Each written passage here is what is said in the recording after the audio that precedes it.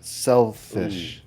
Okay, Sliding in right no. as the door shuts. Gosh. Guess you won't have to reschedule your exam. He's a little rusty. He's warming up. All right. Today's question is He's a rusty elf. brought to us by the D300.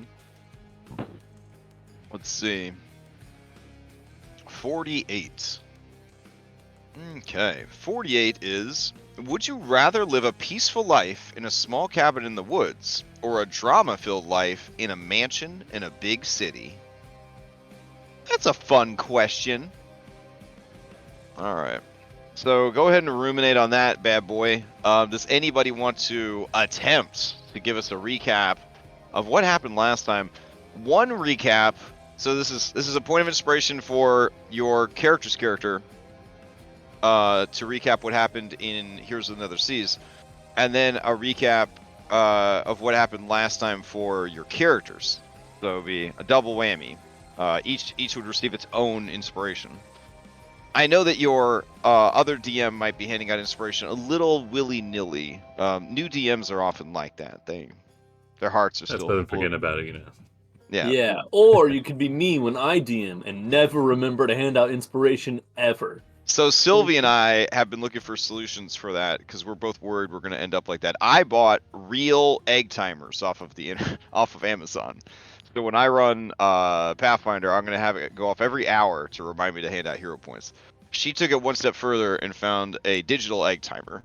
I'm not sure if it's a Foundry mod or if it's a browser mod, but the next campaign I run, I'm gonna build in a way that the players have to do something to earn their inspiration, and then they have to keep track of it. And I don't honestly have to anymore. And for all the shitting on Might be one the way to D&D go. we do, all the shitting we do on one D&D, the Nat 1 gives you an inspiration. It's probably the most inspired thing I've ever seen, because nothing makes you feel better about sucking. No, in High Rollers for a bit, they did a thing called Fun Points or whatever, where like if you got like every 3 Nat ones you got one like success or something like that. Oh, that's kind of neat. Like it's not a natural 20, but you just succeed at what you try to do. That's cool. Yeah.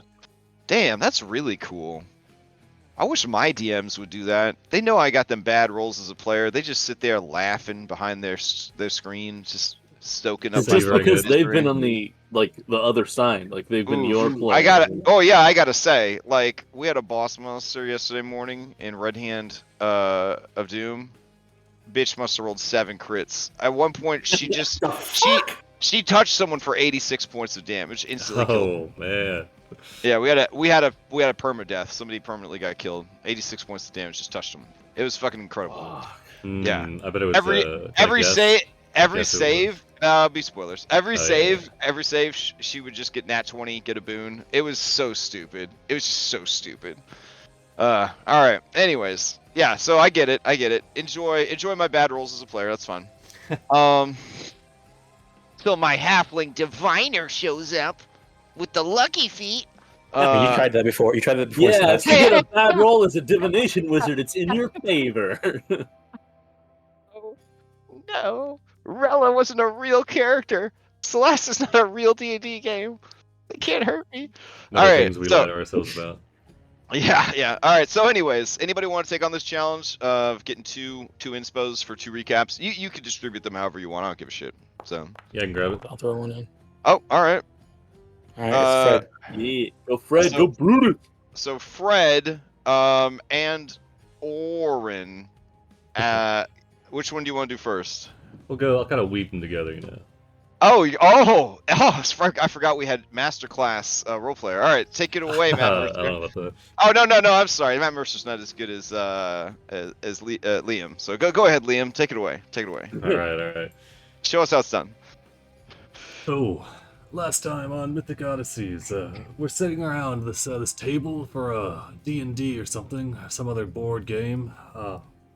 When in walks the Lotus Queen, or Lotus Witch, brings in this burly, strapping, sad-looking man. For a second, I had to do a double take because I thought it could have been Pythor himself, but it looks to be someone pulled from another plane of existence. She describes him as Philippocles. He's very nice and seems to needs something to take his mind off some things. So we welcome him into our crew and have him pull up a chair and a dice bag, and he rolls up a character. Luckily, I've been here playing Queeftion, and there's a little bit too many, there's one too many pages of spells and things and stuff that I don't really want to keep track of. So Philippocles graciously offers to take over my role in the duo for this Biclops. And such, I assume the role of Orin, as the Lotus Witch is none too pleased that Yorgos has snuck in and masqueraded as Sibo. I wasn't really sure that wasn't Sibo, but anyway, we start the game. I mean, honestly, when they're side by side, can anyone really tell the difference? The only way I could really... I'm sorry, Yes. I didn't mean to interrupt your recap. Keep going. Let's see. So, we dive back into our nether seas, and from there... So, last time on Mythic Odyssey, or Heroes of the Nether Seas, forgive me, we find ourselves once again in the world between, facing off against the last of the crystalline basilisks that is able to paralyze and stun with a look. We quickly deal with it, choosing not to turn its damage against ourselves, and instead sending it back to Lutheria, a tiny bag. Continuing on, we delve deeper, climbing up into the various layers of the underworld, coming across a room filled with lava that is surrounded by strange cubes which jive and fluidly writhe around the room. We are able to, with the help of Queeftion and Odysseys, he throws us across the lake of lava and quickly make good time as we continue our pursuit of Kalik. Hirak once again finds the trail on the other side, leading us to a broken down ironwood tree, which Karis is able to identify. And we look around, devising a way to cross. As we do, Queeftion and Odysseys make their way to the edge, drawing the ire of one of these, the inhabitants of the lake, some sort of magma worm that begins to spew lava and fire, brimstone, across our forms.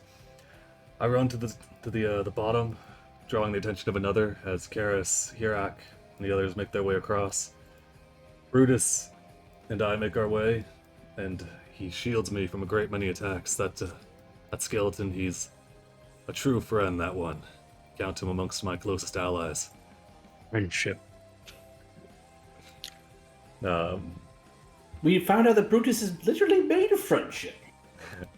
Right you are, disembodied voice. We continue on, emerging from the underworld into the deep underground cave system of what we believe to be Typhon. Emerging out, we see nestled in a craggy formation some sort of axe constructed of lava and magic.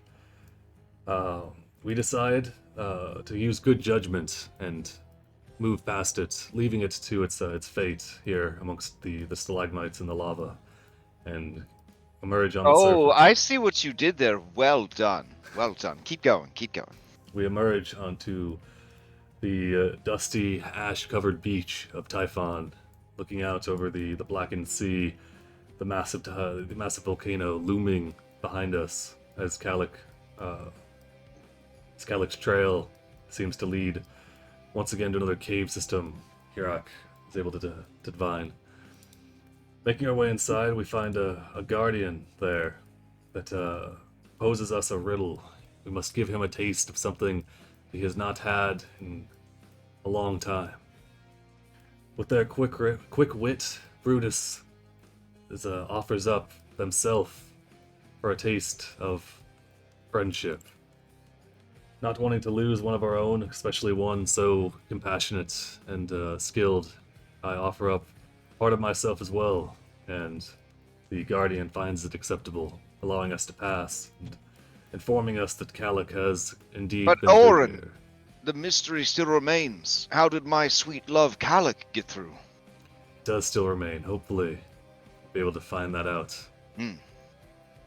or not. But either way, we continue on deeper, arriving into once again another lava-filled chamber, and we are beset and hailed by what seems to be some sort of royal fire slug that welcomes us into their presence. Fortunately, none of us speak primordial, so that is where we find ourselves in Heroes of the Seas. All right. Is that it from both characters? Nothing else to report? Yeah, and so somewhere towards the middle there, the Lotus Witch had to step away to get some Mountain Dew and some more refreshments, and yeah, we were able to ask Philippocles a couple of things.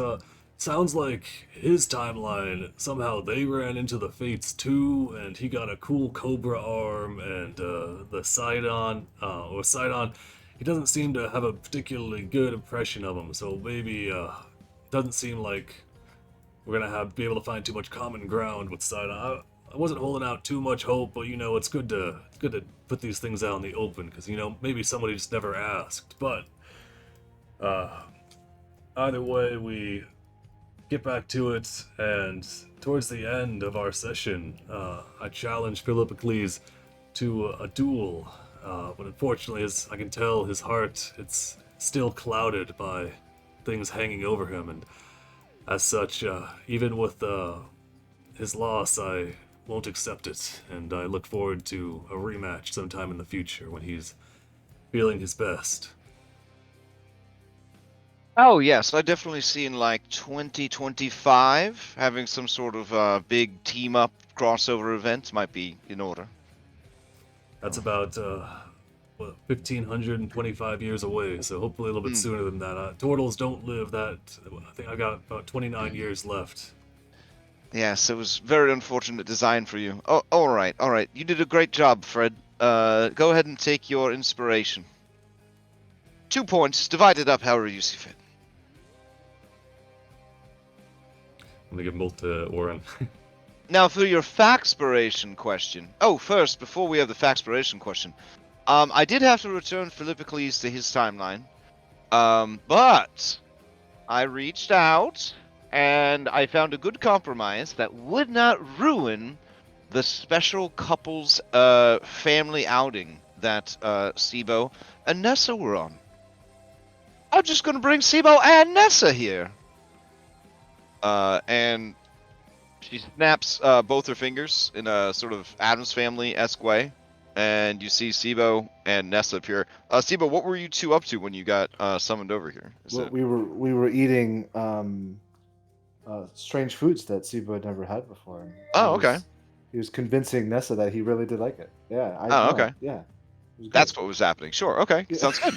All right. So yeah. You were having like horse tacos. Horse tacos. Nice. Grass burgers. Grass burgers. It's just the best. Her dad was grilling these fresh grass patties for you. They're vegan. Out on the Barbie. Barbie. You're making small talk. Yeah. Beautiful. All right. I mean, technically speaking, Sibo can only make small talk. You're all sat around that picnic table, and then that one crazy centaur uncle comes up and starts unloading some conspiracies, and then he just... Yeah. I don't even think the trees had magical secrets written on them. I think it's just Big Lotus Witch Industries trying to take away our civil rights. Yeah. The goblins run everything. You see any goblins around Scorpion Island? No? You got me to thank, and every other centaur who served. Yeah. Fucking veteran of the Dolphin Wars. Oh God! Didn't those take place in the war? Shut up! Yeah. Stolen. Shut up! I was part of the, alt centaur, naval battalion. And you know why there weren't any dolphins on land? 'Cause I was fucking here! That's why! Red-blooded centaurs fighting for their right to grill grass burgers on a fine Sunday afternoon! Amazing. The least you can do is stop selling a chicken sandwich! I feel like I'm really at Thanksgiving. Yeah. I've lived a long time, y'all. I've lived a long time. Many lives. Anyways, here we go. So, you guys appear at the table, and Nessa says, well, Uncle, wait, huh? Oh, Lotus. Hey, what's the occasion? And she says, couples therapy. Oh, I see the difference now. Sibo has a beard. Fred's looking between Sibo and the corpse of Yorgos on the ground. Ooh, we should do a litmus test. Are you Sibo Shepin? Yes. Tell us something only Sibo would know, and not Giorgos.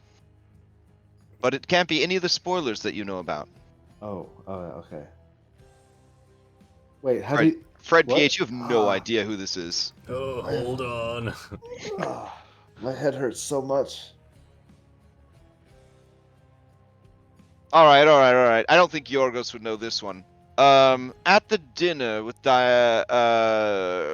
Demetria, who was the first to partake of the feast?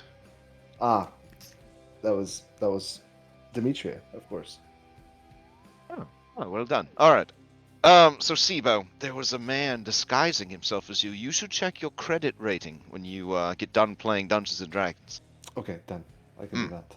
So what we'll do here is pretty simple. You're going to be doing some improv with mathematics. Ooh. Yes, there are some math rocks there. You'll throw them to affect probability. You will be taking on the role of Queasting, part of a duo Cyclops, an extinct race, rarer even than the Jankans, that lived back in the ancient times on the Isle of Yonder in the Cyclops Empire. Wiped out, of course, by Esther Arkelander and his evil dragon. Oh, And, the other Dragonlords and colonialism, all that problematic stuff. Where is Queasting? Why isn't he playing himself? Oh, listen, we're trying to have a nice time, okay? So, He died anyways, That's the NASA, short version. for you, I have my own DM NPC that you can play. They are a ranger, the strongest class in all of 5th edition Dungeons and Dragons. So you will be assuming the role of Hirak, a mighty warrior who is seeking his lady love because he's really into ass play and he wants her back like there's no tomorrow. So that's your motivation. Also, they're dead. Everyone's working for Lutheria, and you're all like ghost people. But you don't have any cool ghost powers. I think that pretty much sums it up. Does that sum it up for everyone? You'll pick it up as you go along. Yeah, that works for me. Yeah. Now, Nessa, your motivations are simple. You want to find your lady love and return her safely to the Nether Seas to spare her the punishments that Lutheria has planned for her. There were other prisoners that escaped, but everyone seems to have forgotten about that part, so we're not really worried about that. We're just focusing on getting Calic? Yeah, Calic back, yes. Sibo, you and Julian, this is like when you guys were inspired by that movie Solo to make like your partners in crime characters so long ago, and you were like, oh, it'd be fun if we were 2 rogue scallions, to making our way through the Thylea, and we angered a mob boss, and we haven't really done anything with that, but don't worry. Now that you fixed the Antikytherian, oh yes, Hexia will definitely be coming for you two very shortly. So, anyways, try to dial back in time that vibe you sort of had. The 2 of you are sharing one body. You've been sent on this mission. You take your job very seriously. Oh, this is kind of like that one time in Mitros, Julian, you and I shared that one lady. Yes, the Amazon. Yes. She was very accommodating. Yeah, she was a giant. Oh, all right. So, just don't yell Eiffel Tower and high five each other this time. All right. So, I think everyone knows everyone. So let's just jump into it. Before we begin, factspiration question. Each of you has to answer this question as yourselves, because you might need some sort of protection from my angry DM style.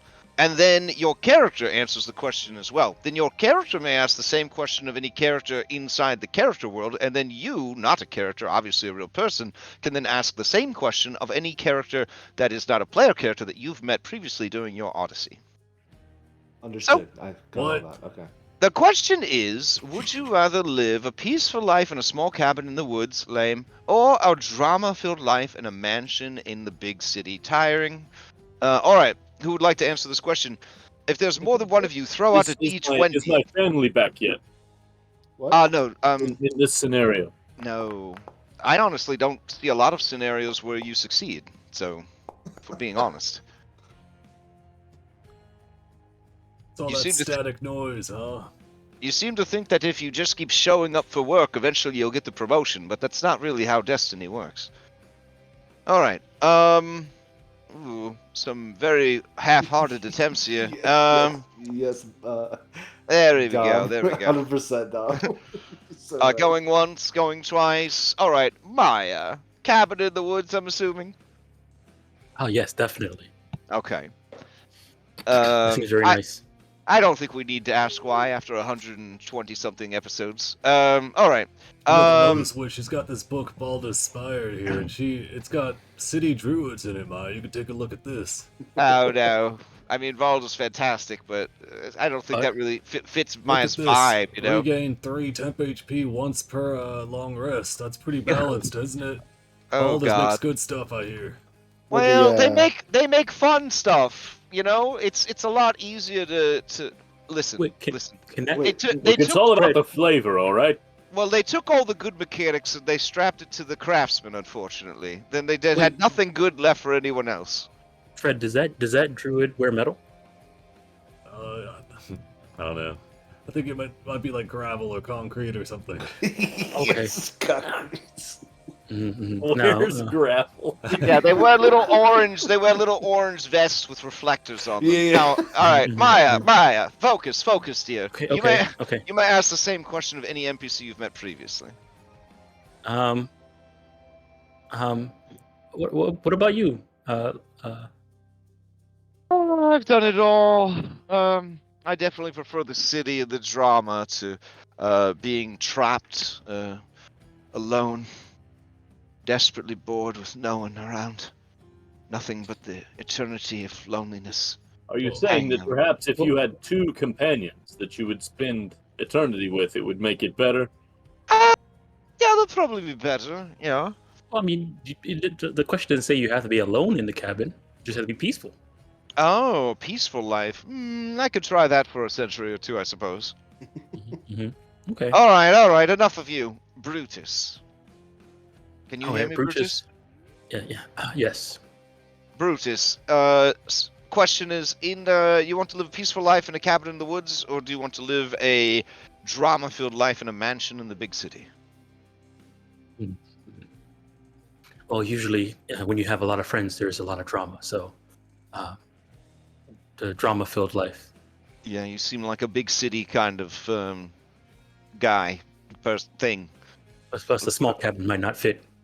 Yeah, a little top hat on you. I could see you tearing it up in the city. That'd be nice. You may ask the same question of anyone you've met during your adventures. Brutus and Light. Since you haven't met a lot of people, why don't I open it up? You could even ask other heroes of the Nether Seas. Okay.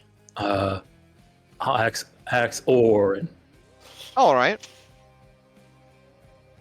Orin, same question. Peaceful life in a small cabin or drama-filled life in a mansion in a big city. I used to, before I ended up here, I would have said the small cabin, but now I think the big city would be nice. An interesting response. All right, with all that said and done, it is time to play Dungeons and Dragons, brought to you by Raid Legends. All right. So was he doing a voice, Julian? Like, how did Krypton sound? Let's see. He was a little Kind of nasally. sounded like Giffyglyphs, kind of. Oh wait, no, he did your voice. He pretended that he had a monocle, and he was all nasally and very precise about his words and decisions. Yeah. I think I did that. No, those were Some kind of justice. good. Yeah. Very well. Oh, there you Oh go. wow! It's like he's never left. Incredible. Now, Nessa, you don't have to do a voice if you don't want to, sweetheart. But Herak sort of sounds like the man you know. If he starts talking to you, you know you're gonna give it up before the night is over. So if you could just sort of, Wait, if what? that's you know. What? Huh? Are you familiar with the work of Barry Whitakus? All right. Strawberry Waticus. Let me see here. We got oh right.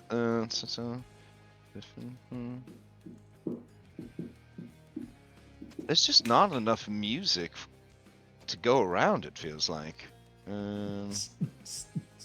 Oh, I see. I hear what you're saying. Maybe I should just stick with the Raid Shadow Legends music. That seemed pretty good. OOC.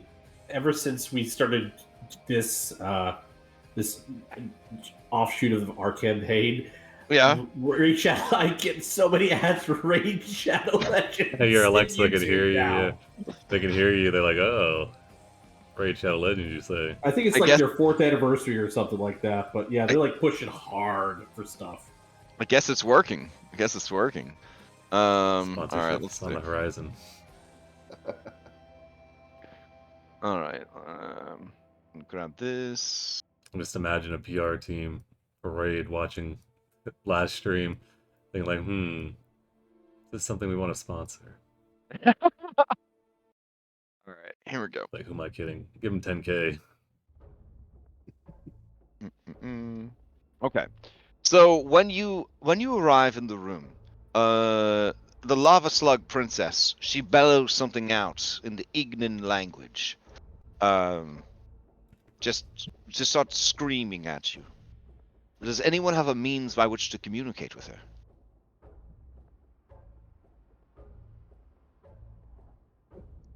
Nothing? No I one? do not see anything on. All my right. sheet. Does Then Oren get the general impression Look, that this is Karis knows a lot of royalty? tools, but she doesn't know a lot of languages. All right. Is Sounds there- good is to there- me. is there- Combat is there- time. Does Is there Oren any get way- the impression that this is somebody from royalty? Roll your initiative. Oh, here we go. What is this deck of many things? Oh, jeez. Oh, it's a fun item. If you pull things out, stuff happens. Something could, yes. You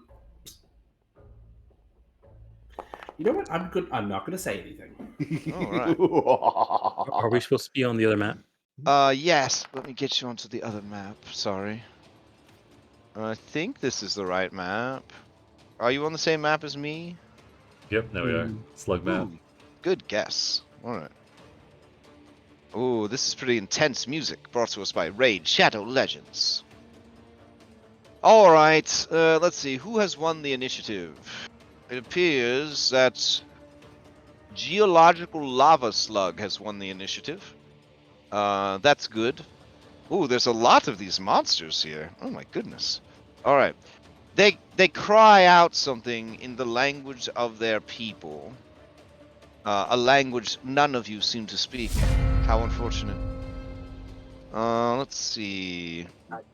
Well, that looks like a pretty giant slime. So in giant, I'm gonna say we're here to pay you supplication. Okay. Your words fall on deaf ears. They do not understand the giant tongue. Perhaps you could find another way to communicate when your turn comes up in the initiative. Alright, Geological Lava Slug is quite fast for a slug, and it begins to slither across this platform, making its way towards you. You see it charging up its flaming skin. It is now immune to fire, which it already was, but anyways. Extra now. Yeah, and you'll take damage if you touch it and stuff. And then it's going to use a dash action to get right next to Orin. So here we go. I will activate its, let's see, utility flame body. Oh, we don't want to tell you about that one. Flame skin. Oh, yes, excellent. I'll show you what it does if you trigger it. Cool. Alright, they're going to pass to their friend. Unless anyone would like to spend inspiration to steal. Yeah, we'll go ahead and do that. Okay. Orin, you spend to steal. Alright.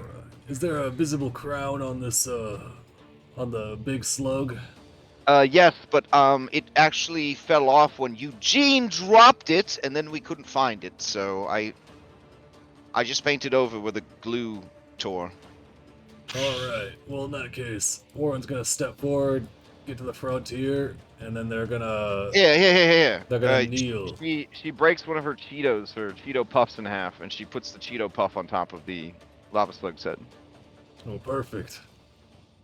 Yeah, Warren's gonna step up and plant his spear and then kneel with his head bowed towards the biggest slug. Oh, okay. And he doesn't speak primordial, but he'll just try and do like a supplicating maneuver, and he'll turn to the rest of the party and he'll say, show deference. Maybe they'll let us pass. We don't have time to waste here. I am indifferent. That's different. Sorry, that's different than what he said. And Warren's gonna go ahead and pass to... Oh, Orin, go ahead and give me a persuasion check. Or a performance. We'll do persuasion. Hmm. Hold on, I think I might be able to add something to that. Let's see. Judging from the way her eye stalks twitch, she does seem to like your supplication, but seems concerned about your allies' lack of respect. Oh, okay. Alright, in that case, yeah, I'll pass it to... we'll save them. We'll pass it to Brutus, the kindest amongst us. All right. Brutus, you're up. All right. Brutus. Bruce- The first thing you notice, I think that the others might not, is their excellent collection of bones. They have bones know. everywhere here. They seem to be avid bone collectors. All right. In Bruce will. fact, you see over here what looks like a special container for holding the greatest bones. Greatest bones. Okay. All right. Bruce will step down here. And I should mention, now that you get closer, you can see that written in skeletese are the words "greatest bones" on this stone chest over here. All right. Brutus is That's going sort of to. like thieves' cant or druidic. Yes, it's the language of skeletons. If you had read the 60-page lore document I left out on the table, you would have a better idea of what's happening. I just finished it, so. Come on. Yeah, fantastic. Jonathan, Take a seriously. point of DM inspiration. Thank you. All right. Bruce will come down, and he will. Wait a minute. Are you trying to bamboozle me, Sibo? No. As soon as I If saw the you book, really read the entire document, then surely you know, according to my lore document, who was Lutheria's third boyfriend? Steve from New York. What? All right. Sorry to interrupt. Keep going, Brutus. Okay. Brutus is going to step down here, and he's going to see Orin take a spear and jab it into the floor. He's going to take off his arm and then kneel and raise it up in the air. All right. Give me a performance or a persuasion check. All right.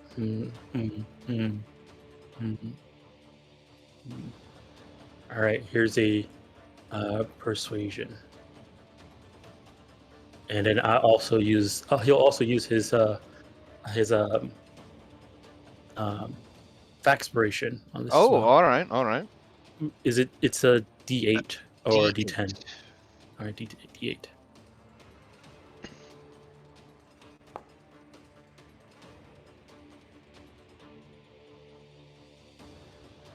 Oh wait, aren't you level 10 now? Oh, so yeah, it would be a D10. It's a D10, yes. Do I reroll that or? Yeah, go ahead and reroll it. I'll give you a 4 if you don't get higher. Nice. Oh, wow. All right, all right. She sees that you guys mean business. Maybe you're too stupid or uneducated to speak, but you do know your betters when you see them. She begins to visibly calm down. You see the inferno that is her undercarriage begins to cool. Seeing that she is calming, the others calm as well. But combat will remain, because you never know what players will get up to. Who do you pass to? I'll pass to Hirak. Alright. Hirak, you're up. Alright, man. So, I'm gonna take my oath bow, and I'm just gonna shoot her in the face, right? Does that work for everybody? Is that Is what? that- Wait. You're gonna shoot. You're gonna shoot her? Well, I found this little trifold brochure on the table. It said that Dungeons and Dragons lets you live the kind of life you never get to live and be the sort of person maybe you never get to be, you know, kind of branch out and try new things. And I just feel like maybe this is a good time for me. Yeah, like maybe I could really mess Right, something and, up. and you don't ever have to talk your way out of scenarios like this, right? Because of that aura that comes along with you. So this Don't so, let this slug boss you around. Just give her a shoot her. oh man, I'm conflicted. Well, Wait, so- should I just shoot her or should I try to persuade her? So the way Maybe you we- want to approach this, sweetheart. The Is, Lotus Witch raises eyebrow at you and says, "I hope you're not metagaming and backseat driving another player at the table, Siva." No. I would never do that. Correct Oh. me if I'm wrong. I'm just going to mention Mm. that we want to approach situations in game as though we would approach them in real life. So if you want to shoot this person because you would want to shoot somebody in real life, then go Oh for no, it. man! I don't ever want to shoot anybody. So yeah, so the But same I'm kind of trying social. to figure out what Hirak would want to do. On the Right. notes that Lotus gave me, it said he would do anything to taste the sweet tang of Calyx chocolate starfish once again. Mhm, And I mhm. just feel like anything means like, you know, really risky, dangerous, violent behavior. And that's fair. You get to decide Uh-huh. how you want to play the game as here. I'm just letting you Uh-huh. know that while it is a fantasy world, we still want to. Well, live what if within there's social no more constructs. combat for the rest of the adventure? Like, this might be my only chance to cut loose. Do you think there'll be more fights? I look don't know. at the Lotus Witch. Try to read her. Yeah. All right, I'm gonna go ahead and I'm just gonna roll a die here, and if it's, I'm gonna roll this wisdom stuff, and if it is a 16, no, if it's a 14, then Hirak can contain his boundless rage at the loss of his lover, but if it's not, then he's gonna cut loose. I would like. So Julian, hearing this, would like to, like, I don't know what the arrangement is at the table, but like try and jostle her dice tray, maybe, and try it and like using sleight of hand and impact the dice outcome. God, all right. gonna draw a fucking mustache on him while you're at it. Oh boy. All right, Julian, give me a sleight of hand. Give me a sleight of hand against the Lotus Witch's perception. An extra-dimensional being. All I right. will use my DM inspiration for that. Fair enough. Alright. The Lotus Witch places a miniature of herself down on the table just to check. Alright, let's see.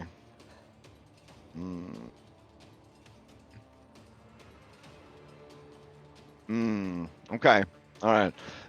As you go to shake the dice tray, the Lotus Witch says, and you take 40 points of psychic damage, which you have with your ability, I believe, which you have. All right. Let's see. Here comes her roll. Oh, cowabunga it is. You guys hear for the first time ever a bloodthirsty centaur warcry echo from the chest and breasts of Nessa as she throws her head back and just screams. And she says, "I'm not even using my bow, man. I'm running them down." And so she starts running in, and the Lotus Witch says, well, that's going to be an opportunity attack. Are you sure you want to do that? And then she's, fine, I'll just kill this one and this one. Alright, so she's gonna roll for it.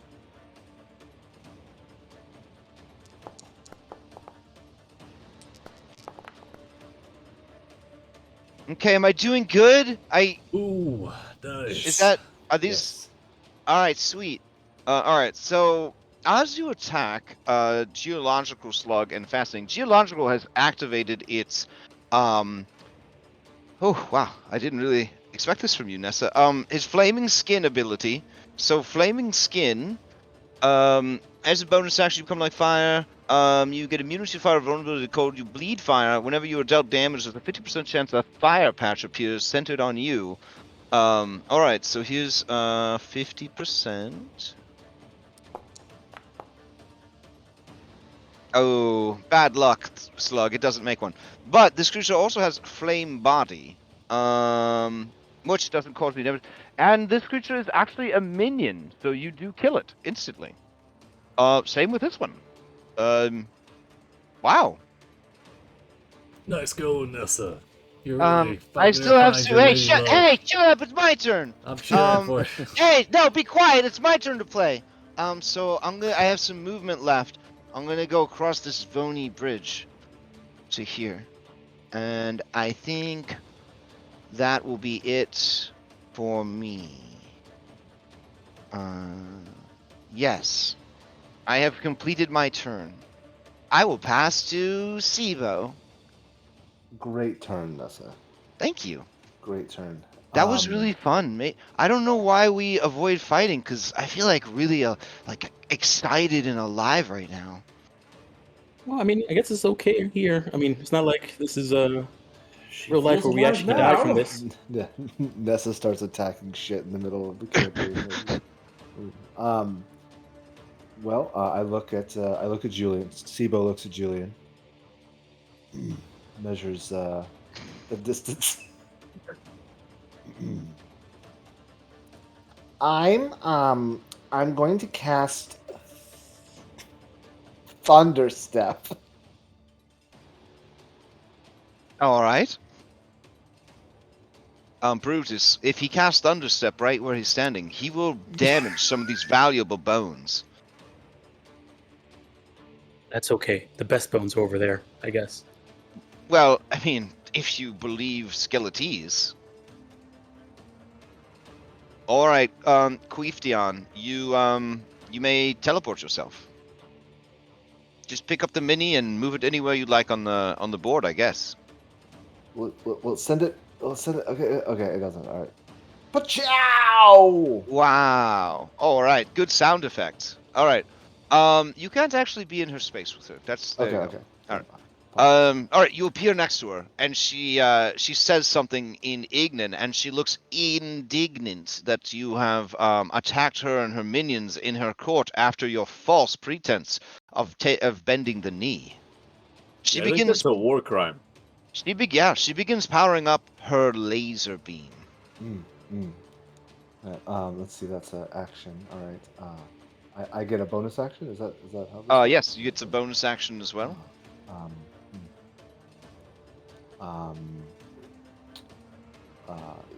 Can I pull a card from the deck of many things as a bonus action? Certainly, yes. Or as a bonus action, no, but as an item interaction, sure. Yeah, I think everyone said this is really good. So yeah, let's go ahead and. Well, when you pull, you could pull as many as you like. How many would you like to pull out? Well, two, one for me and one for Julian. Oh, that's really nice of you. Just the two then. You don't want to pull for your allies as well? No, they're so far away. Maybe next round. Oh, Right, next round. Nice role playing. All right. Just a moment.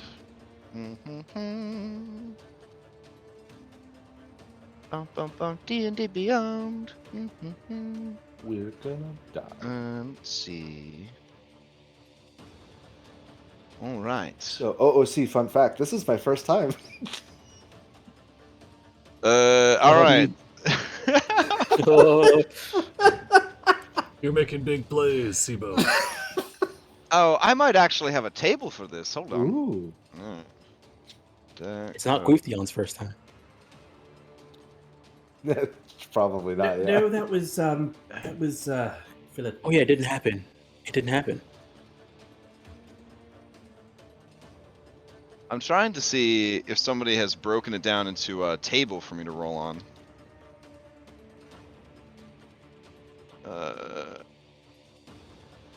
Alright, hold on. I have a physical deck, I just don't want to reach around and look on my shelf for it, because I'm lazy. Alright, go ahead and roll a D22. And then a D21. I'm terribly sorry, but we did pull 2 cards last time. Did they get put back in? Oh, that never happened. Oh, that's right. Mm-hmm. Sorry. Alright, give me a D20. Oh, D22. Okay, an 18. Oh, wow. Alright. Okay. Well, you are going to... Oh, what happened? I hit enter to roll. I wonder. I don't know. I wonder if something happened when I hit enter. I think to you roll. deleted yourself. Hit Control Z. No. Oh. Alright, hold on. I'll try to add So you that's back what in. the card was. Oh, no, the card actually was that you leveled up. Yes. Why would anybody not pull these cards ever? And you also get a free wondrous item.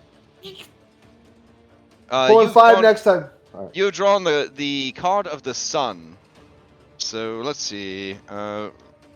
Random magic item 5e. Let's see. Must be that Noriandan luck. Okay.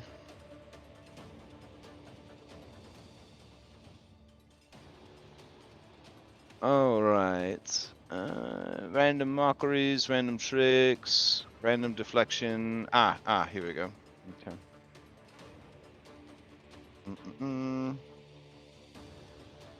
And generate. Okay. Let's see. Go ahead and give me a D10.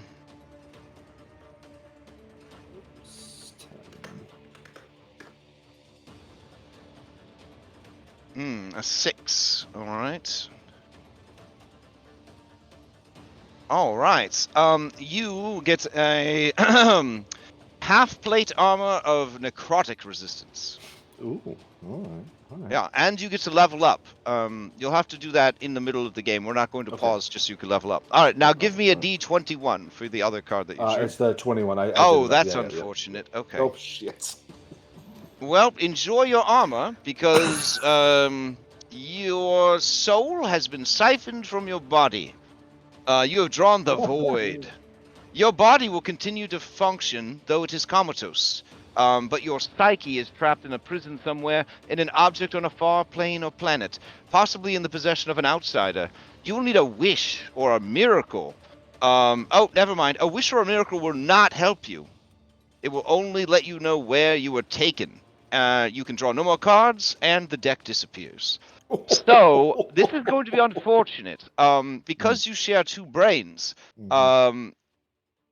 wow. All right. This is quite a predicament that we're in right now. Does that mean only Gwythion's psyche goes away? I don't know how that body, would work, like, because is it the like he had a two-headed- really bad stroke? Just Yes, half his body exactly. doesn't work? Half his body doesn't work. Yep. All right. So I guess there's no one for you to control anymore, Sibo. Well, actually, I mean, he said he drew it for Odious. I mean, is it? Yes, but the Gwythion's? magic of the deck you can't draw for other people. They have to draw for themselves. Yep. I see. All right. I'm still trying to figure out what happened to your miniature. It's like it's been completely deleted.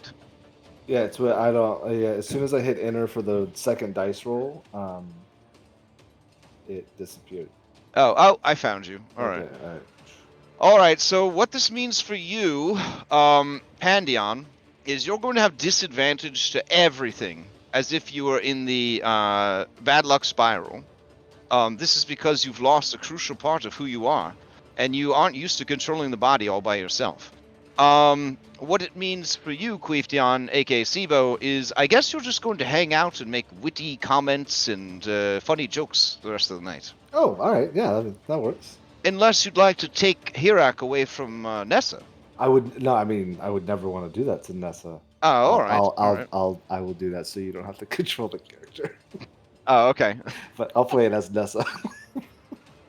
All right. Okay, your motivations are Nessa has never allowed herself to cut loose and has never embraced the more primal, violent nature of her Cyclops heritage. And after reading the trifold brochure that was on the table, she feels that this is her one and only chance to go full fucking Westworld. Just fucking unleash the beast. No problem, man. Hashtag no consequences. Hashtag what happens in D&D stays in D&D. Done. All right. So you are now the owner of Hirak, Nethersea's Gladiator. Jesus, sorry. This is chaotic. So just to clarify, I'm still running just Odious? Yes, But for everything now. is at disadvantage. But you don't have any access to Queefdion's abilities. Yes, he sort of screwed you over big time. Yes. He left you a half-functioning body and a dead brother. Hey, this is actually just like that time in Metros with the Amazon. Yes, so now I can see why your cool buddy rogue thing fell apart so quickly. If it was like this, oof. I'm sorry, apprentice. All right, let's get to it. Queefdion, do you, in your final axe, pass to Odious to try and Yes. prevent him from being completely nuked from the face of Thylea by the princess? Yes, I pass All right. to Odious. Odious, you're up. I don't get that voice anymore. Oh, all right. Everything's a disadvantage. You know what? Can I move next to the, like, kind of, what was the term? 5e shuffle? And then I would like to try and grapple the slug princess and suplex her over my head into the pit. The pit? Which pit Yes. are you referring to? Well, not the pit, but like there's. Oh, into the lava. All right, You're right. all right. Because I mean, when we played that one time before, I think you said something about like there being not only just fire damage, but also. Oh yes, I crushing damage. I don't mess around with lava. All right. I think the lava slug is probably just immune to lava damage in general. But Hey! Don't backseat drive. All right. I mean, fuck it. At this point, I just click game bullet. All right, let's go. You're going to use your athletics against athletics. All right. So I'm gonna move there, and I will use a point of DM inspiration for a straight roll and hope for the best. All right. All right. She only got a 14. All right. Hold on.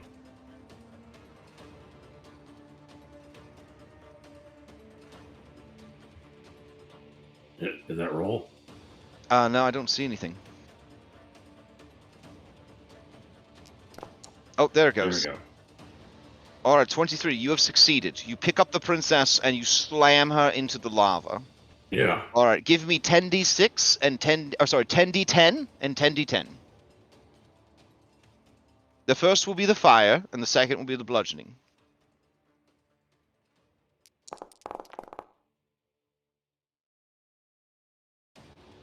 Oh, okay. All right, that's the fire. Now give me the 10d10 bludgeoning. All right, so she heals 57 damage thanks to her flame body ability. But then she would take 41 points of bludgeoning, so it all comes out a wash in the end. She is going to be prone, however, at the bottom of this pit. And she's very upset. All right. Anything else from Pandion? I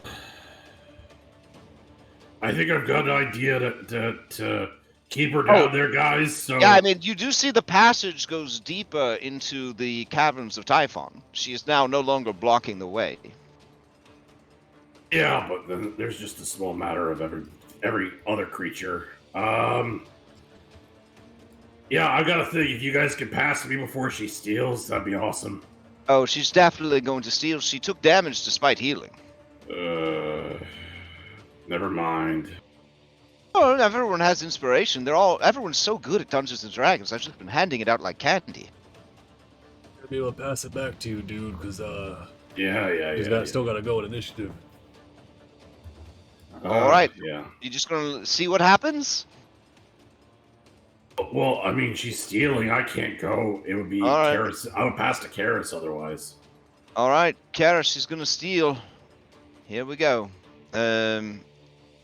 She's going to right herself from prone. That takes half of her action.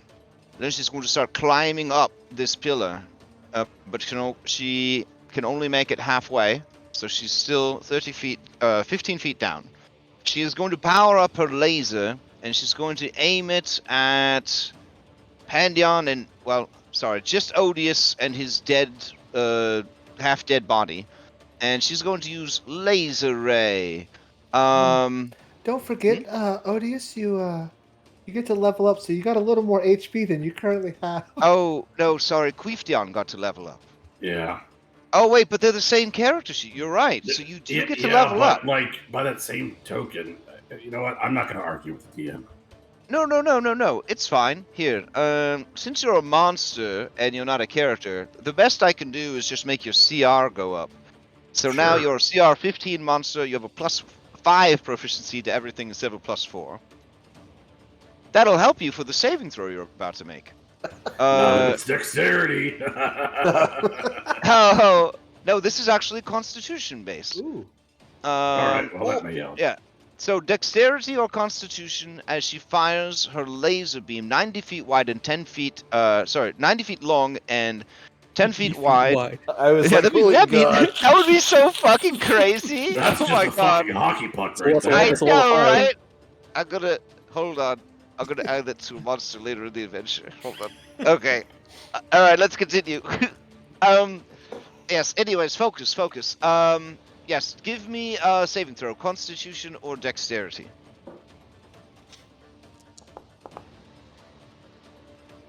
Alright, Constitution, you're gonna take half of this damage. Oh, here you go. shit. Wait, are all rolls a disadvantage? Oh, they are. Well, that's I didn't unfortunate. think this through. Alright, let's see, that causes a complication.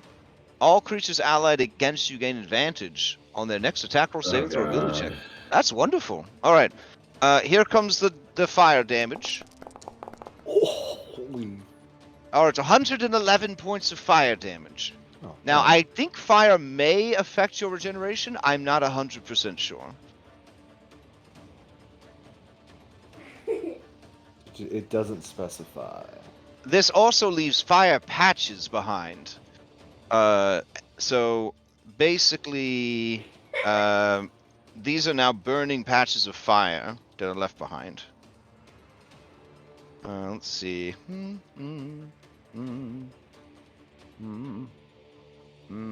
All right. Would it? Yeah, there we go. So just across this whole path here is just laser fire. Awesome. All right. And let's see, that would be... Oh, she'll also turn on her flame body ability, and that will be her turn. She will pass to Karis. Oh, we were gonna get out of this without fighting. Just Yes. I Sorry, think man. everyone should just run out of here. all right. So, what's how fast can I move? Do I have anything that can make me move faster? Well, you could go back the way you came, if you recall, there was an intersection and you just chose to go one direction instead of the other. But there is an exit to this chamber over by Odious.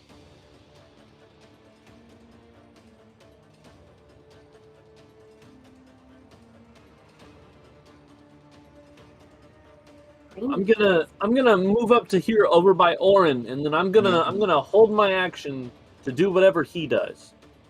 Okay, okay.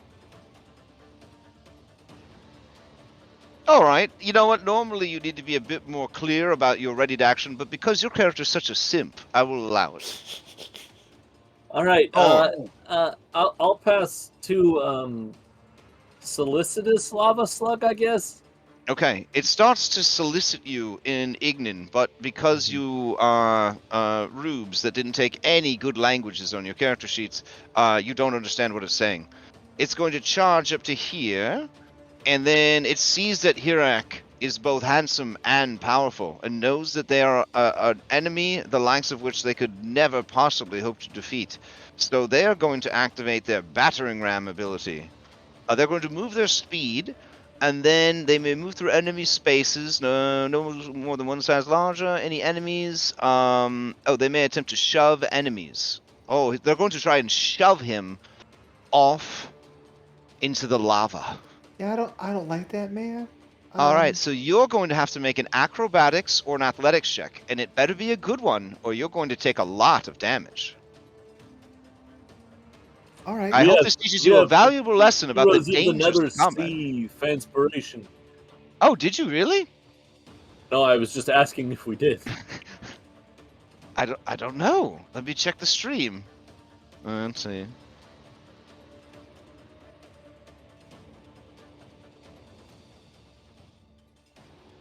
I don't think we did.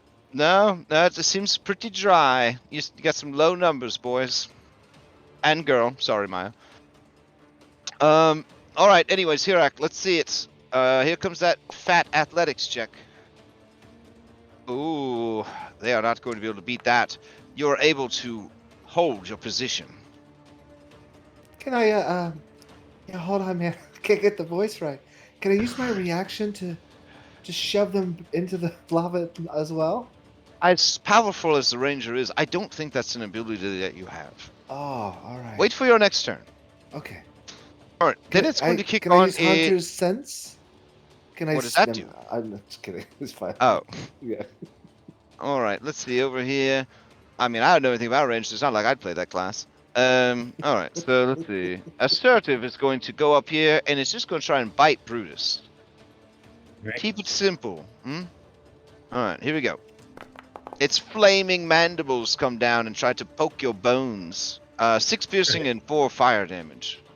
All right. It hits. And then it lashes out with activates. their shield and will block some of that hit. Nice. All right, so I take just the. Does it block 7 of the total damage together? Yeah, dude. I don't think reduce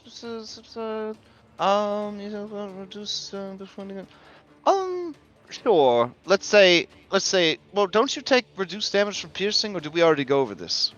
We went over it, and I don't. It didn't have anything in there. You said they took the coward's way out. Sure.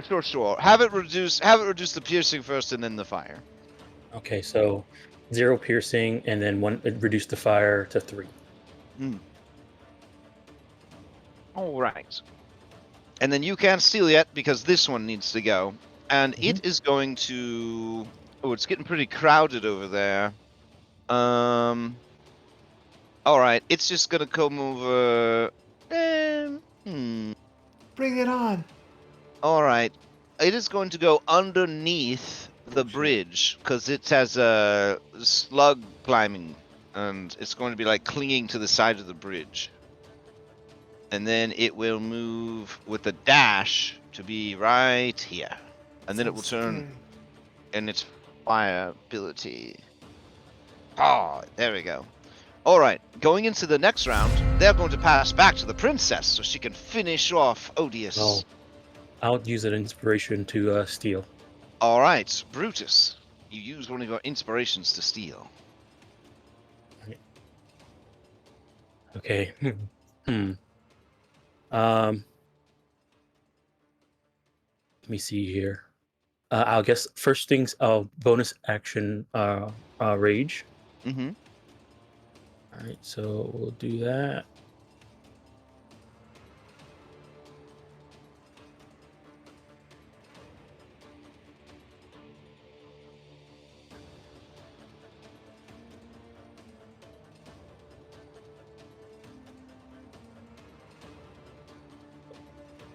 Okay, there we go. He'll. Hold on, let me just check if this requires an action or not. Oh, yeah, it does require an action. As an action, he'll put his arm back on. Okay. All right. So that was action and bonus action. And Oh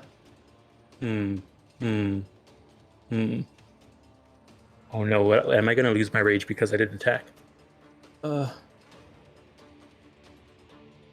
You lose it at the end of your next turn, or start of your next turn if you don't take any damage.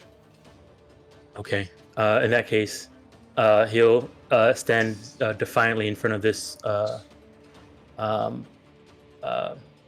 It's a slug, Maya. assertive slug, and I'll pass to Odious. All right, Odious, to you. So you said she was warming up another ranged attack, another laser beam? Yes. Oh, shit.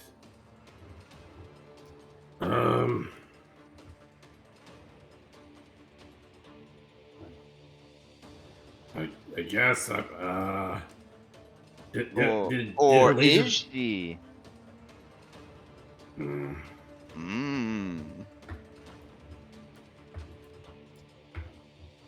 Let's see. She's 15 feet down.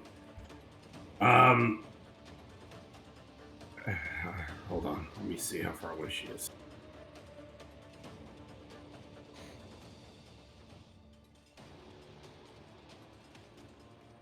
Let's get closer. Oh, you are in a patch of fire, so here's some damage for you for starting your turn in just fire. 1 point of fire damage. All right. What you've got planned? I guess I'll like hop. I'll like jump down. And... Okay. Into the lava? No. Like from the steps I'm on. Oh, okay.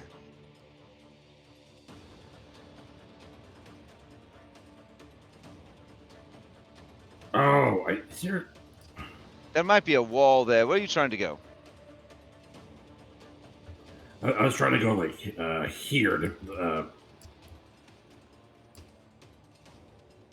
be within range, so I could like use the. I was gonna try and get within 15 feet of her, so I could like multi-tech, use Odysseys' spike chain, and then follow up with my glaive. Oh, all right, go for it.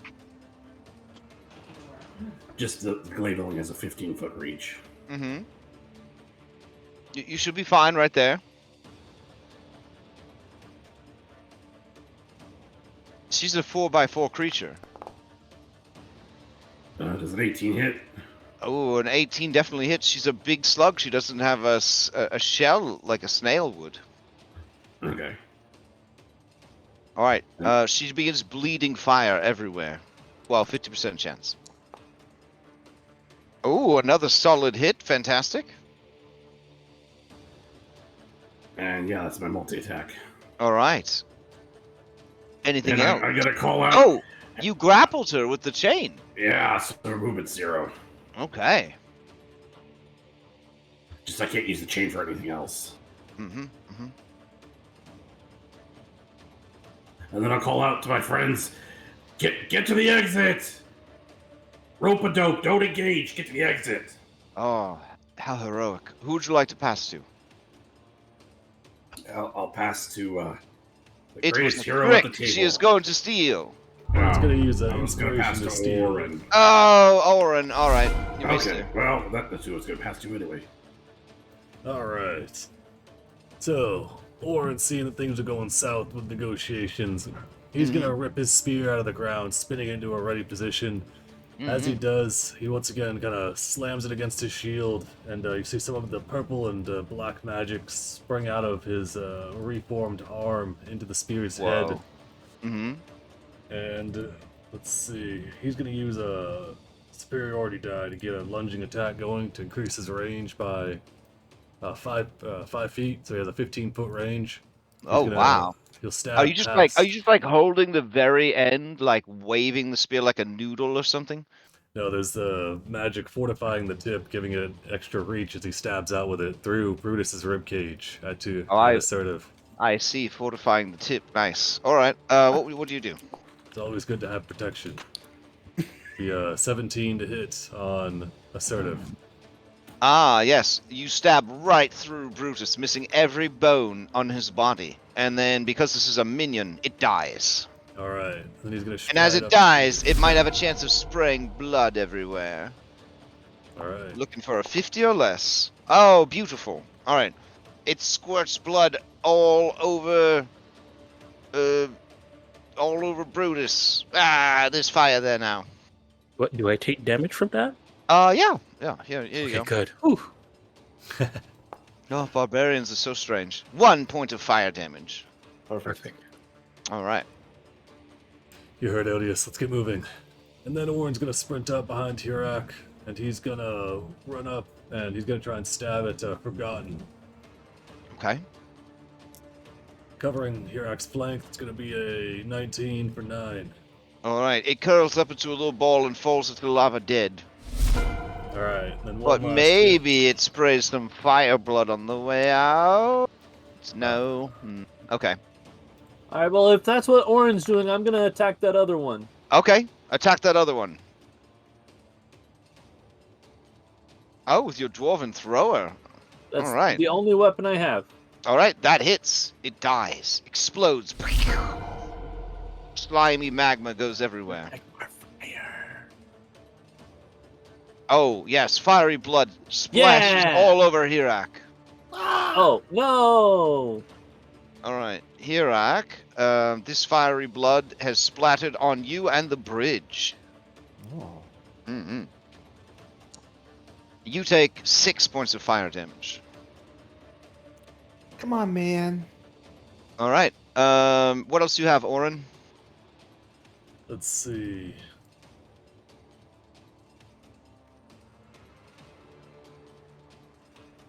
I think that's all I've got. I'll pass to Hirak and say, get moving.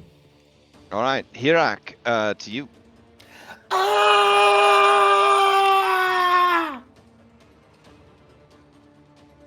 Hirak takes a moment to look around.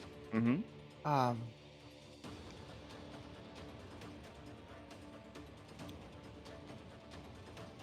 This is this like stairs that go up that could be Yeah, climbed they up the lead. side They lead of? off there. They lead into a passageway deeper into Typhon.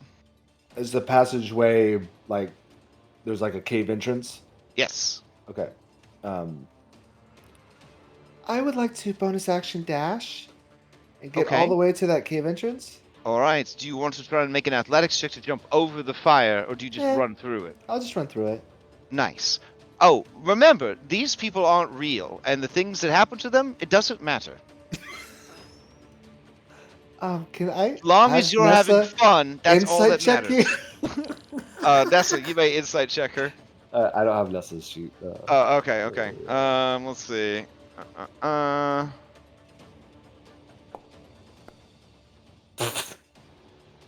Okay, let me roll to see if Lotus Witch could deceive you. Let's see.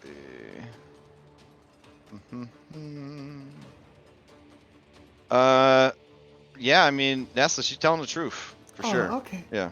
I could be even more reckless. All right, thank you. Of course. I'll have her put him. I don't. All right. All the way up to the at the entrance. All right. You take, as you run through the fire, another 1d10 fire damage. Okay.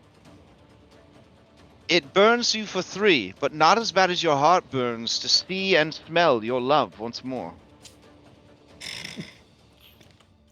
I will. Can I ready? I did an action and a bonus action. Anyway, I don't even know. I want to ready a magic circle, even if I'm not allowed to. I'm readying a magic circle at the entrance of this. A magic circle takes a whole minute to cast. Does it? Ignore me. I'm just reading the notes. I pass to somebody else. All right. How about to Karis? Did Karis go? No, Karis had readied in action. Karis, you're up. Karis, yes. All right. So we're attacking flaming things, and I see flame on Brutus. So what I'm no. Kara, she tries her best. You could bust out your fire extinguisher. I'm gonna run to. I have a fire extinguisher. I assumed, aren't you some kind of artificer? No, I'm a rune knight. Um, I'm a discount artificer. I see. I'm an artificer, but if you wanted to be able to hit things more often. Well, great. Oh. Now you ruined my night. All right. So what are you gonna do? Let's see though. I'm gonna jump over this fire. All right. You're very short. Give me an athletics check to see if you can jump. Yeah, over but these. I'm strong. Okay. I'll take your word for it. Let's see what the dice have to say. I'm not. Oh, I Oh, am 18, yes. strong. You describe your Super Mario-esque jump over the fire. Karis runs and then she jumps over the fire. Like that? All right. Like, Yeah, like that? Okay, that sounds good. All right. Okay. Continue.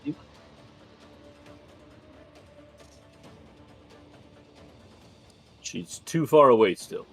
Hmm. We're gonna... Oh, wait. Damn. We're gonna dash. I like to think that these vertebrae bridges were like ancient lava slugs that died and left their bones behind. And then we're gonna bonus action step. What's that? Slugs don't have bones. He would know. He's eaten a lot of them. Well then, Well, these were bone slugs. what do you mean they don't have bones? How do they not just flop apart? They're not oozes. Yeah, they don't have backbones or vertebral columns. Mm-hmm. Yeah. I think we'll have to agree to disagree on that one, Sibo. Okay. Starts whispering to Julian. They don't have them. It's very clear. They don't. I guess Karis will pass to the Queen of the Slugs. All right, the Queen of the Slugs lets out sort of a sound, and then she's very upset with you. She begins to weep because you have killed all of her servants. And she is bound in this terrible chain. So she cannot move. And yep, she is just going to cry pitifully. That is her turn. Yeah, she's not gonna try and break out of the chain. Oh, sure. What's the DC to break out of the chain? 18. All right, here we go. Oh, all right. Never mind. She breaks out of the chain, and then she's going to leap, with her strong skeletal structure supporting her jump, and she's going to land next to you, Pandian. And she does not like that you tried to restrain her against her will. She is going to use her steamroller ability on you. Oh wait, she's already used her action for the turn. Ah, shoot. All right, then she's just going to. That's it. That's her turn. All right. Next round, she will pass to Karis. You weren't expecting your turn to come around so quick. I'm gonna throw my hammer at her then. All right.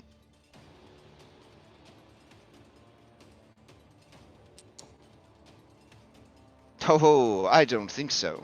There's a complication. Give me a Constitution save or become exhausted.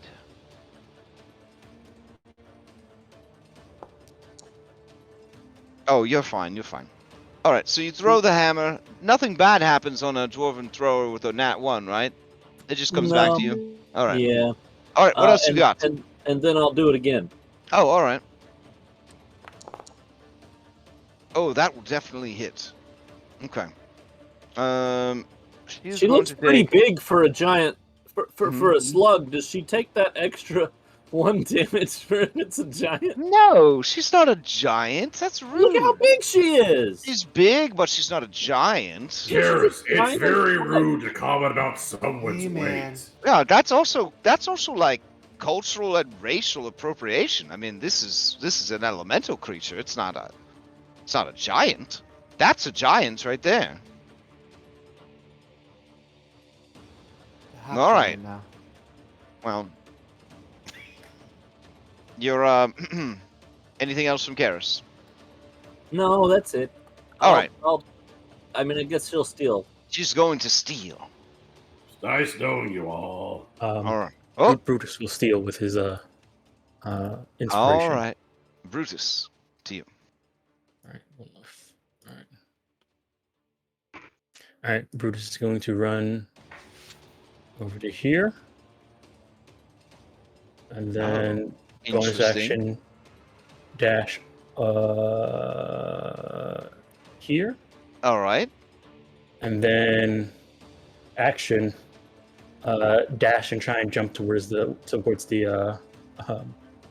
this place right here. Oh, the sacred box labeled Mhm. greatest bones. Mm-hmm. All right. Well, can you make that jump normally, or we're gonna need you to make some kind of athletics check? Okay, I have a 18 strength. Let me see what's the distance on that. And don't forget your height's gonna help you with that. Okay. You're a giant skeleton. You see, Karis, that's a giant. Or actually, that counts as an undead. We don't use dual type Pokemons in my games. Oh, my mistake. But that's a I'm looking great at- Faxpiration question. Okay, 18. He's large, so I guess 12. Sure, 12 sounds good. All right. With a running start, it says I can jump 18 feet horizontally. Ooh, tough luck. I don't think you'd be able to make it. Maybe with an athletics check, you could grab the pillar of stone on the other side. But if you fail, you'll fall into the lava. 20 d10 points of damage. Mm. Ooh, You What's- only live what's your once, decision? man. You Now, only live Maya, once. I know that you usually play rather cautiously, but this isn't real life. You could do whatever you like. This- you don't have your helmets on. Just saying. This is not mine. Brutus This is doesn't need a Brutus. helmet. Yeah. Brutus is a helmet. And Brutus is supposed to be strong, so Yeah. we'll try. All right. What's the worst that could happen? All right. Gonna go ahead and athletics, right? Yes. All right. Here we go. Oh, Oh, no problem. You Oh my leap God. across, and you land on the pillar of stone, disrupting the not as great bones that surround the box labeled greatest bones. would have Okay. been humorous if he missed. Hmm. Question. Yes. Started my turn in that fire. Did I take any damage? Yes, you would have taken 1d10 points of fire damage. Okay. It's been one every time for you. All right. Anything else? Oh, that would be all. That right. would be move, bonus action, and action to get to here. Who do you pass to next? I'll pass to Orin. Orin. Orin. Okay. All right, Orin, you're up. Alright, Orin's gonna start running. He's gonna leap over the spire. Is he? Let's see that athletics check. I will also accept an acrobatics check because I think that acrobatics is just as cool as athletics. Oh wow! Look at that! Look at that dope ninja move you did.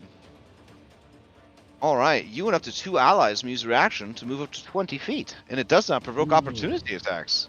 I think we'll let Odious and Brutus move if they'd like. All right. Okay. Oh, I'll, someone named Scottrick19 has donated 1 fanspiration to Heroes of the Nether Seas. No. Nice. Great. Thanks, Right. man. That's really helpful, Scottrick. Brutus will Odious is gonna stand their ground. Brutus will move over to here. We'll let Karis move then. Karis, you hear what sounds like a train whistle coming from the lava slug. Like she's real mad, like toot toot, like she's getting ready to really just wreck some stuff. Does the train whistle have a direction to it? Oh, it's you. She's definitely gonna toot toot at you. Okay, and I can move 20 feet. All right. I need my reaction for something else, so I'm not going to do that. Oh, bold, You know, bold and spicy. Hirak will take it. All right, Hirak, do you race back to your allies running through the flames again? Yes, or do you now that I leave? know it takes a minute to do what I was going to do in the first Oh, place. okay. I'll run back. I'll go magic right through that circles fire. is garbage. Yeah. Right through that fire. Okay, you take another 1d10. Well, you don't. This imaginary person takes 5 points of fire damage. Never felt so Ward's exhilarating. gonna shout, Odious, hang in there. And he's gonna rally Odious for 34 wow. temp HP. That's amazing. That's impressive.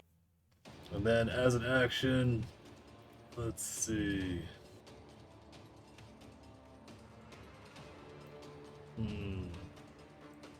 They're gonna dash to right here.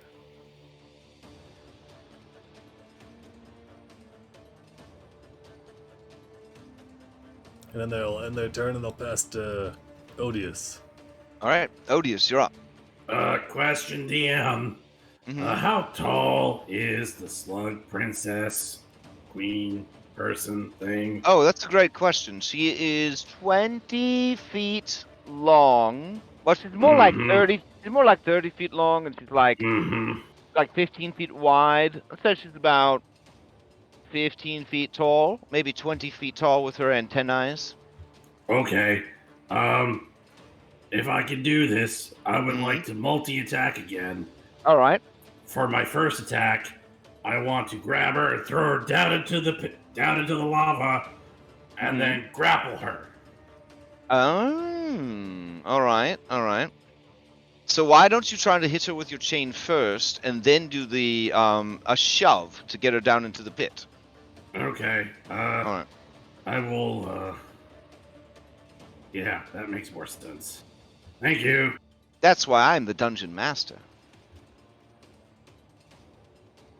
I will use the last inspiration Odious has for this. DM inspiration. Oh, I did equip the armor to your character that your brother found shortly before he died. Thank you. It made your armor class go up by 1. Oh, very, yeah. So, Odious, you use your spiked chain, and she takes 17 points of slashing damage and is grappled by you. Now, attempt to shove her with an athletics check. For flavor, I would like the 5e shuffle. Oh, sure. Because that's use my movement, and then I will say, "This is Unalive Self Squad," and Sparta kick her. Oh, nice. All right. Unlife Self Squad. We'll need to workshop it. All right. 16. 16 is pretty good. Oh, she got a 2, which is a 9. She tumbles over the side. No! She lets out a terrible cry as she's now dangling above the lava. How long is your chain? It has a 20-foot range. Oh, all right. So you actually save her from going into the lava, or you? Well, from before, she healed from the lava. Oh. Okay, so you're dangling her over the edge like an Yeah. expert fisherman. Or like Yeah. that one BDSM guy I had come over and choke me out for a couple of hours. Nice. All right. So. Is that what you're doing with Philip and Clues? Is that why you're so sad? No. Oh, that's gross. Ew. No. All right. And her speed is 0, so she just hangs out. Yep. She hangs out. All right. It's a stupid joke, but I feel like Odious has a very No. sense It's of good. humor. It's in character. Yeah, I was just shocked by how deeply in character you became. Just dying all right. of laughter in the corner. He is going to steal. she is going to put her suction cup foot against the wall, and she, with a sinister look in her eye, is going to try something very, very, very dangerous. She is going to try and pull you over the edge with her. Uh-oh.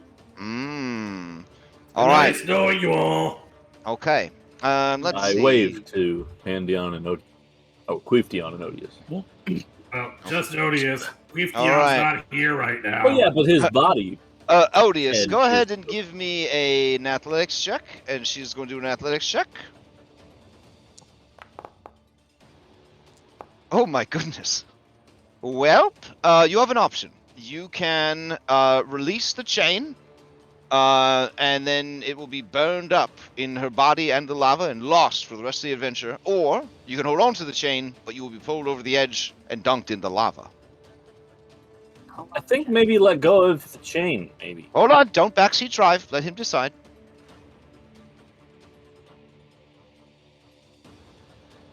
What is your decision, Odious? Oh, also she I gains will some hold cool on to as the well. chain if I can grapple her on the way down and try and force her into the lava.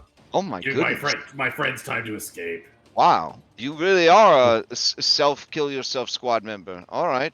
Oh, she Friendship. finds a trinket. That's nice. Let's see what trinket she finds. It's probably Oh, a an empty dragon's deck of many bony, things. a dragon's bony talon. Ooh, that's pretty cool. All right. She murmurs to herself, "That's pretty cool," and she tucks it into her marsupial pouch. All right. You are yanked over the edge. Whoa. Refusing to let go of the chain, you then try to counter pivot your own weight to pull her off the wall, forcing her suction cup foot to let go and dunking you both into the lava. All right, give me another athletics check.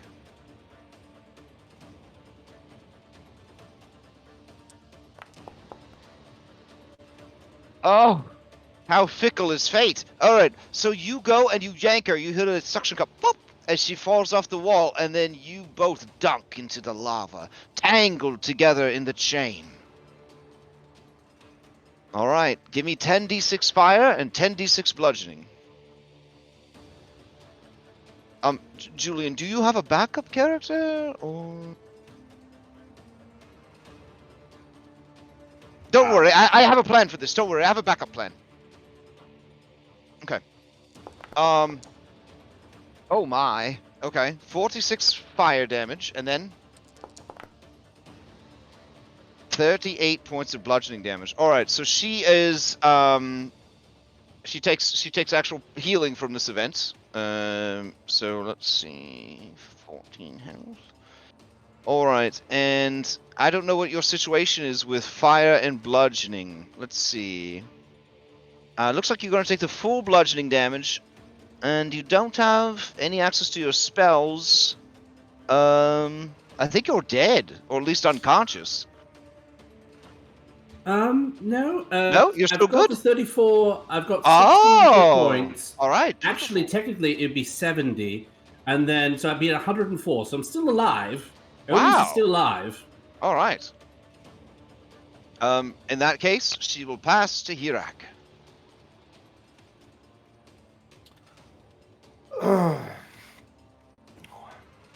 Now, Hirak, I would say, and I don't want to backseat drive you either, but since Hirak was originally my DM NPC, his motivation should outweigh all other things in his life. So his desire to once again taste the sweet hazelnut nectar of Calyx's butthole should motivate him for a certain amount of self-preservation, at least until he can look upon her rear one more time.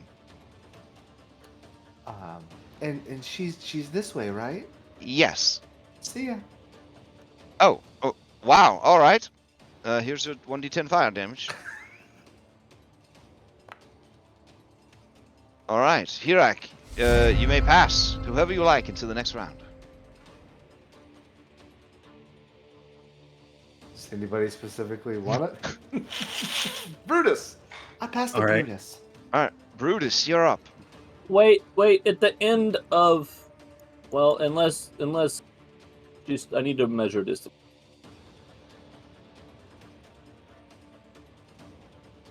Nope. Yep. She's 5 feet away now. 5 feet too. Okay. Never mind. Oh, they're both had a way down in the lava also, so they're down I had a way 30 to feet. just end this if Pandian hadn't thrown her off the side, but Okay. Brutus is going to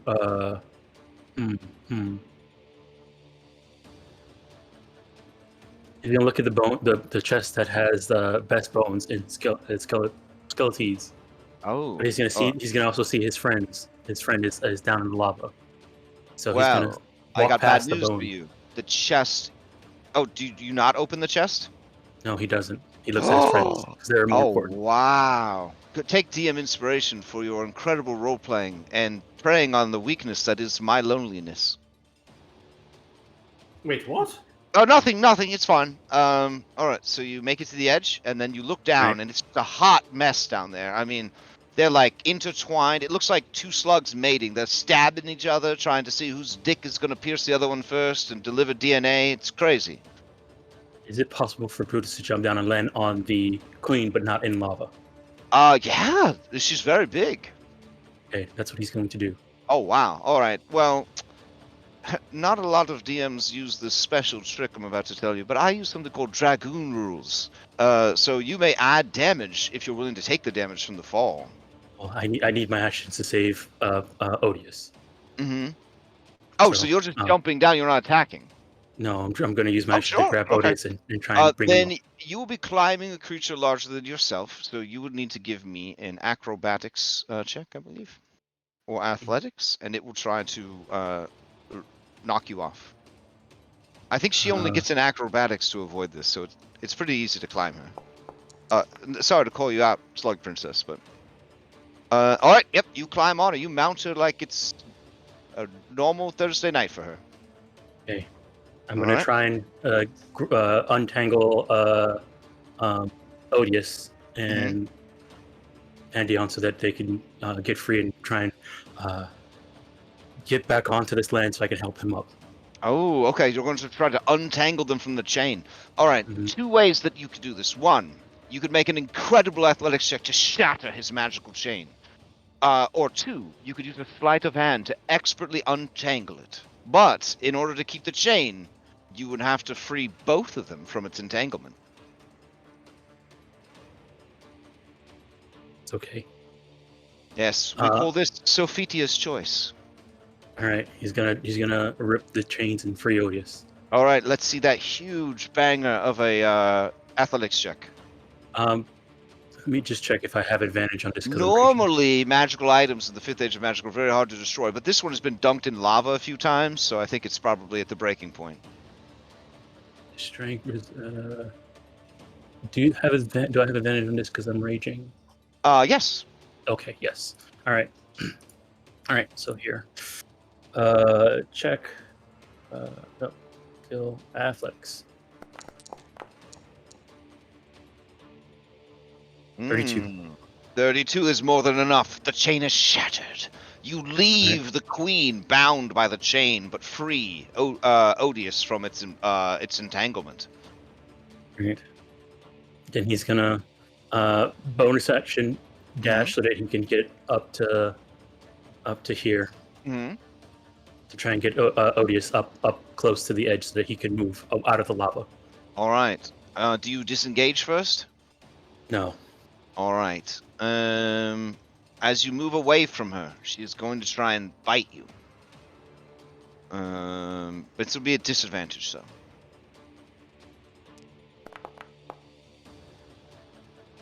Uh, 14? Misses. All right. Who do you pass to? Odious and All right. Yeah, Odious. All right. Odious and Odious, you're up. I guess.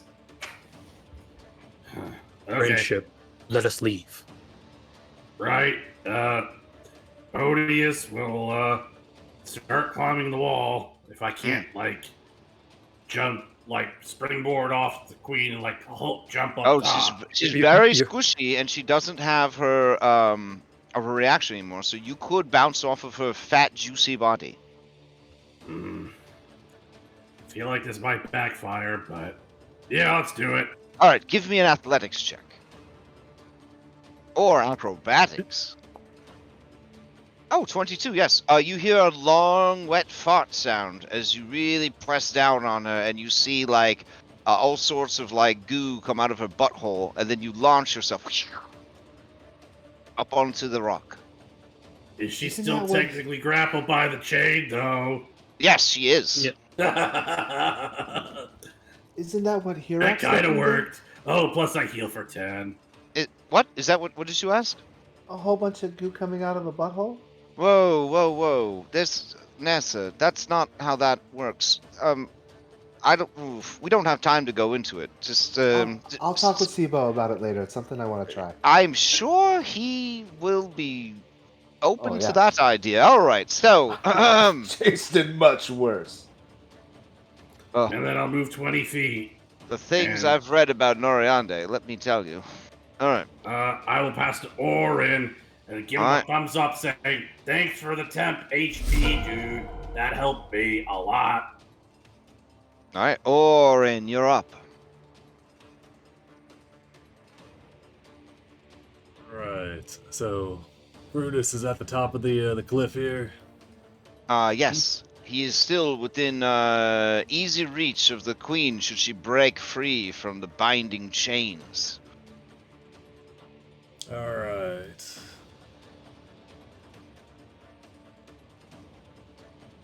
Let's see. All right. If I move to right here.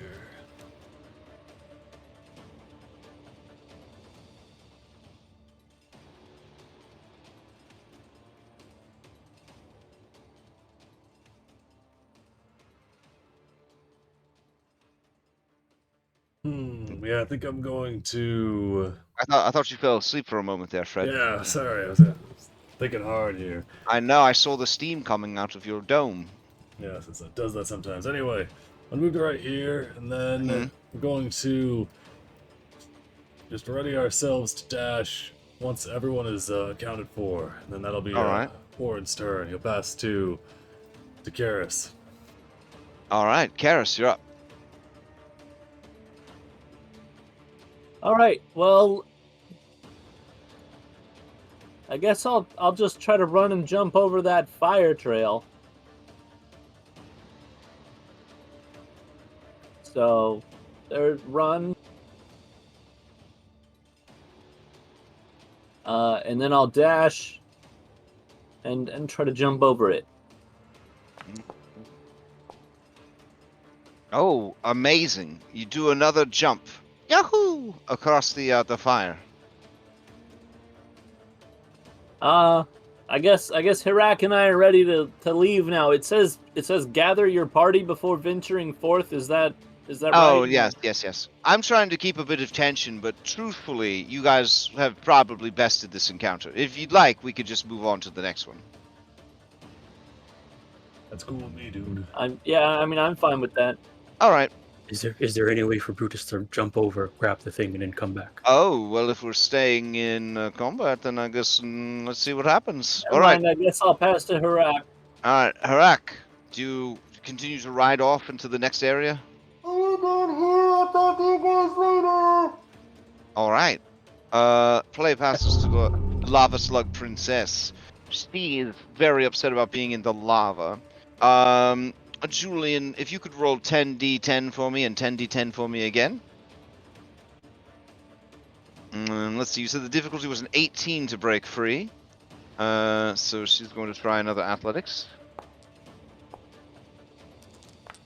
Oh, she definitely tears free and melts the rest of the chain. And then she begins to climb up after you. So she interposes herself between you and your prize. And then she says some stuff in Primordial, and you think it means, "Don't you touch my bones." Maybe. Alright. She passes to you, Brutus, challenging you, daring you to go after her box of bones. If she had arms, they would be... You know what? She has antennas. She spreads her antennas wide, like, "Come at me, bro. Come at me." Let me see something here. Hold on. Oh, she actually did take damage from the lava at that time.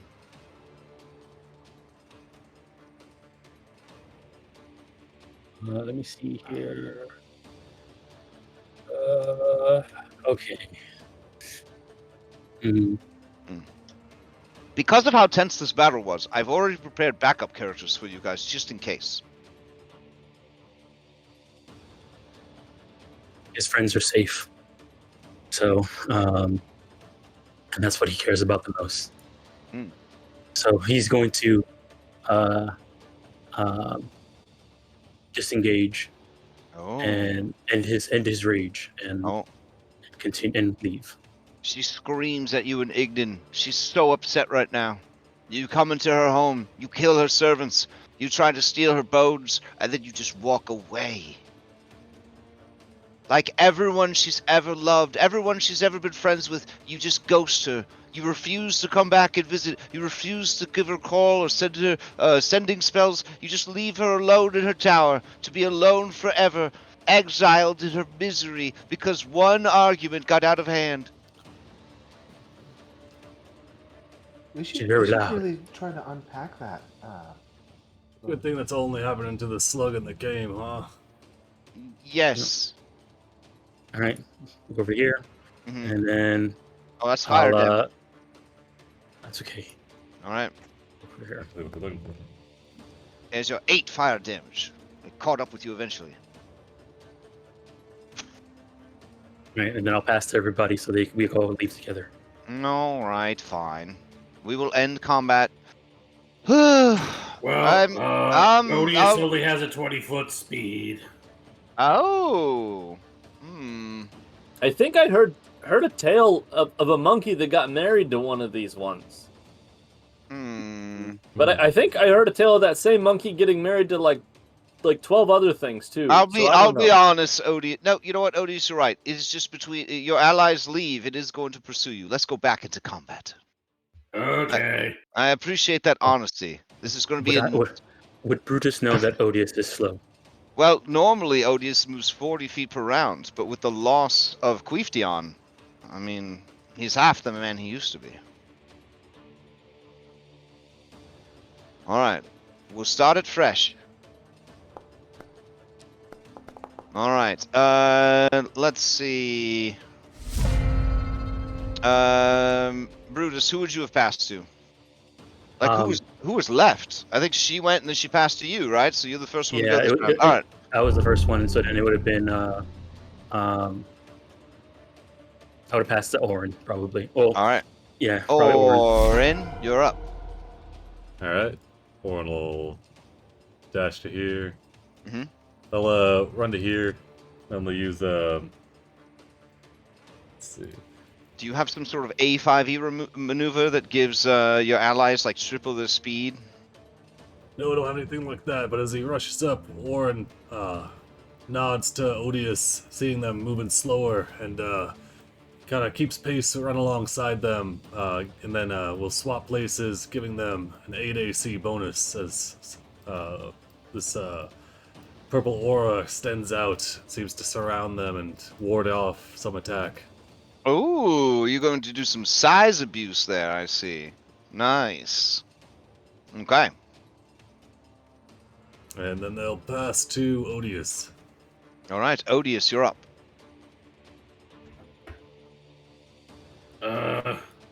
Odious would like to pick up Orin. I guess grapple if Orin consents. All right. Does. It's very nice All of you to think about consent. Take DM inspiration. Oh, thank you. There's so many problematic groups out there. Odious accepts Orin's consent, and then Odious would like to run 20 feet. Oh, I think Hirak is off screen at this point, so you don't need to worry about them causing issues with your. Plus, allies don't, cause difficult terrain anymore. In that case, Odious will run off screen and then pass to Brutus. Okay. I was the one who started. Brutus already went. You got Karis, Karis, Hirak, and Lava Slug. All right. Karis. You see that? You look around, Karis, and because you're pretty smart, you do well. Never mind. I looked at your character sheet. Because you learned math in dwarf school, you count that someone is missing. Looking back, you see Orin on the other side of the wall of laser fire. Now, I immediately know. Or it got picked up by. So Odious. never mind. Everything's good. I try to take a step forward and see if it says gather your party before venturing forth again. You're ready to go, and we will end combat. Whew. All right, I need to take a little break. Wow, that was very intense. Does anybody need anything? I'm gonna head to the. It was especially intense when you started equating the way that the Fire Queen felt about her You should situation. be very careful about what you're saying right now. The way that you Mm-hmm. designed her to feel about her situation. Yes. Well, Yeah, where'd you get the inspiration for such a sad In backstory? her lava tower. It really hurts to think about somebody living like that. yes. Yep. It was just original ideas that just came to me. So anyways, I'm gonna go grab something from the kitchen. Here, I'll put on your I guess your theme music while I'm gone. Here you go. Theme music. Yeah. All right. I'll be back.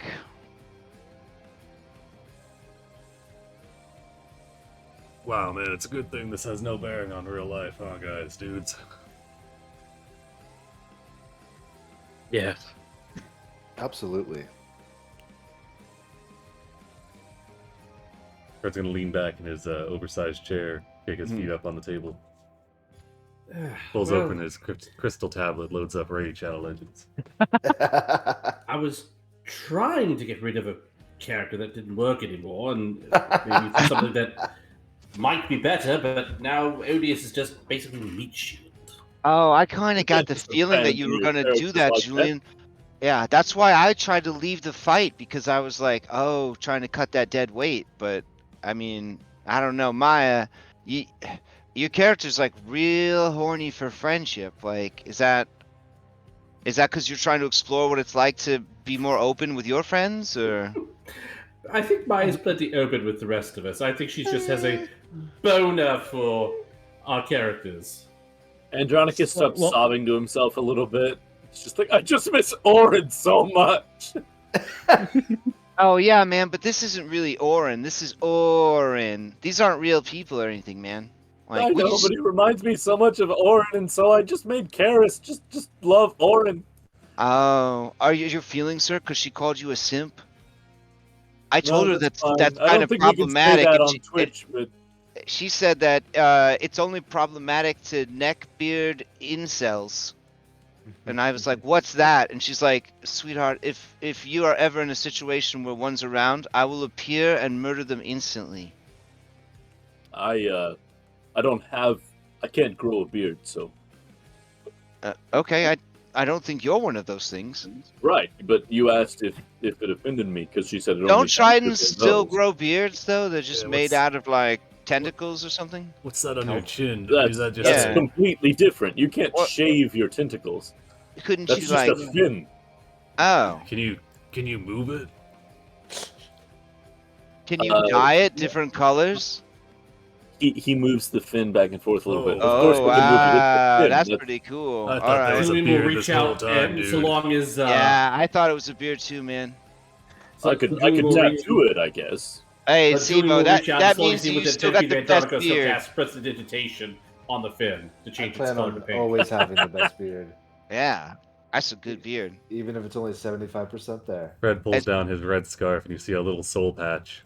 It's Oh, what? Oh. Wow. If you look Okay. close, it's just a little piece of seaweed. Says, yep, been growing this one for a while now. I woke up one day and looked in the mirror and it was there, and I realized I started to grow one. Oh wow. It makes you look like a salty dog. Yeah, Friend. I usually just keep it for the ladies, you know. I keep my scarf over it. Oh yeah, man. That's awesome. Fred covers it back up. Wow. All right. Well, I'm having a really good time. How about you, Sibo? I'm sorry your character died so quick. Oh, yeah, it's the luck of the draw. I mean, that's all right. That's what probabilities are, right? It's okay. I mean, Okay. I mean, did you enjoy it at least? Like getting to tap into the absolute raw chaos of the multiverse I or did. whatever? Yeah, Yeah. absolutely. And I got to do a voice for a little bit. It was kind of hurting my throat, so Oh, probably for all the right. best. Yeah. Cool, cool. How are All you right. enjoying your act? Yeah, I think it's really neat. That he just kind of gets to cut loose, you know. Just he just does whatever comes naturally, you know. He doesn't. Like, I spent a long time trying to come to peace with like my curse and the universe and destiny and all that. But and it's kind of nice to just be able to like, just put all that away for a little bit. Yeah, I feel that. You know, you could do that outside of the game if you ever wanted to. Oh no way, man. That's not for me. The Lotus Witch returns, arms laden with drinks and snacks. She sets them down, and she says, "Steve-O, I was thinking, I have backup characters made because I could have sworn, and tell me if I'm off base here, Julian. I thought Julian was trying to kill off his character just now. So I made sure that I had a prepared backup character for everyone. Eugene prepared them for us while we were playing. So rather than you having to just hang out and like watch Nessa play, I have a backup character for you if you'd like to try it out. Yeah, sure, sure. All right, fantastic. All right, so let us continue our journeys through Typhon. Okay. Let's see. So you make your way through the passages, and you find yourselves in a mysterious, spooky passageway, choked with webs and also, ash. Yes, there's lots of ash in the air. It sort of looks like snow, but inside a cave. And that's how you know that it's not snow, that it's ash. And it's also very hot because you're in a volcano. All right, I will take you over to the map. And this area has very spooky music, so let me get some spooky music for you.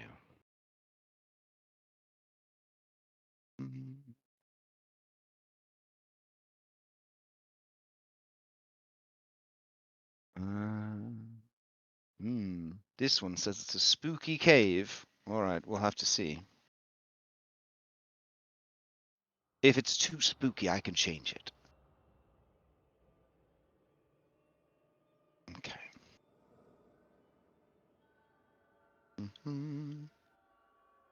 All right, so let's introduce Sibo's new character.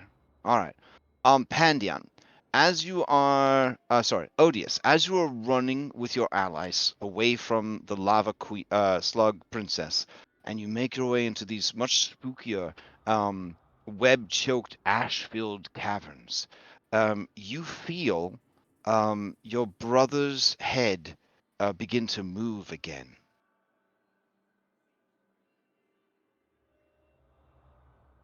Immediately, your shared spinal system detects that another brain has come online. So Sibo, you will be playing as Sibo, but you're trapped in Pandion's body. Oh, all right. Okay. Now, don't worry. If this Sibo dies, nothing bad will happen to the real Sibo. Okay. Can That's a relief. maybe Julian, who has advantage on. I will go ahead and trust take her a implicitly. That checks out, you know. Julian will She insight she this looks around bullshit. she looks around the table and she spreads her arms as if to say, "Come at me, bro." Julian will insight. I rolled Okay. insight, I think. All right. You've always been pretty good at reading me, apprentice. Let's see how it goes. Let's see if you can. God damn, Maya! All right, hold on. And I don't even know if I want to lie anymore. All right. Well, shit. Julian, you and Maya know that if something happens to Nether Seas Sibo, it will happen to real Sibo. And you suddenly realize that the backup characters are you guys. And then you look over, now that you've made this check, you don't see Sibo in his chair anymore. You see like a stuffy of Sibo. Oh, right. And there's like a recorder next to him, like a.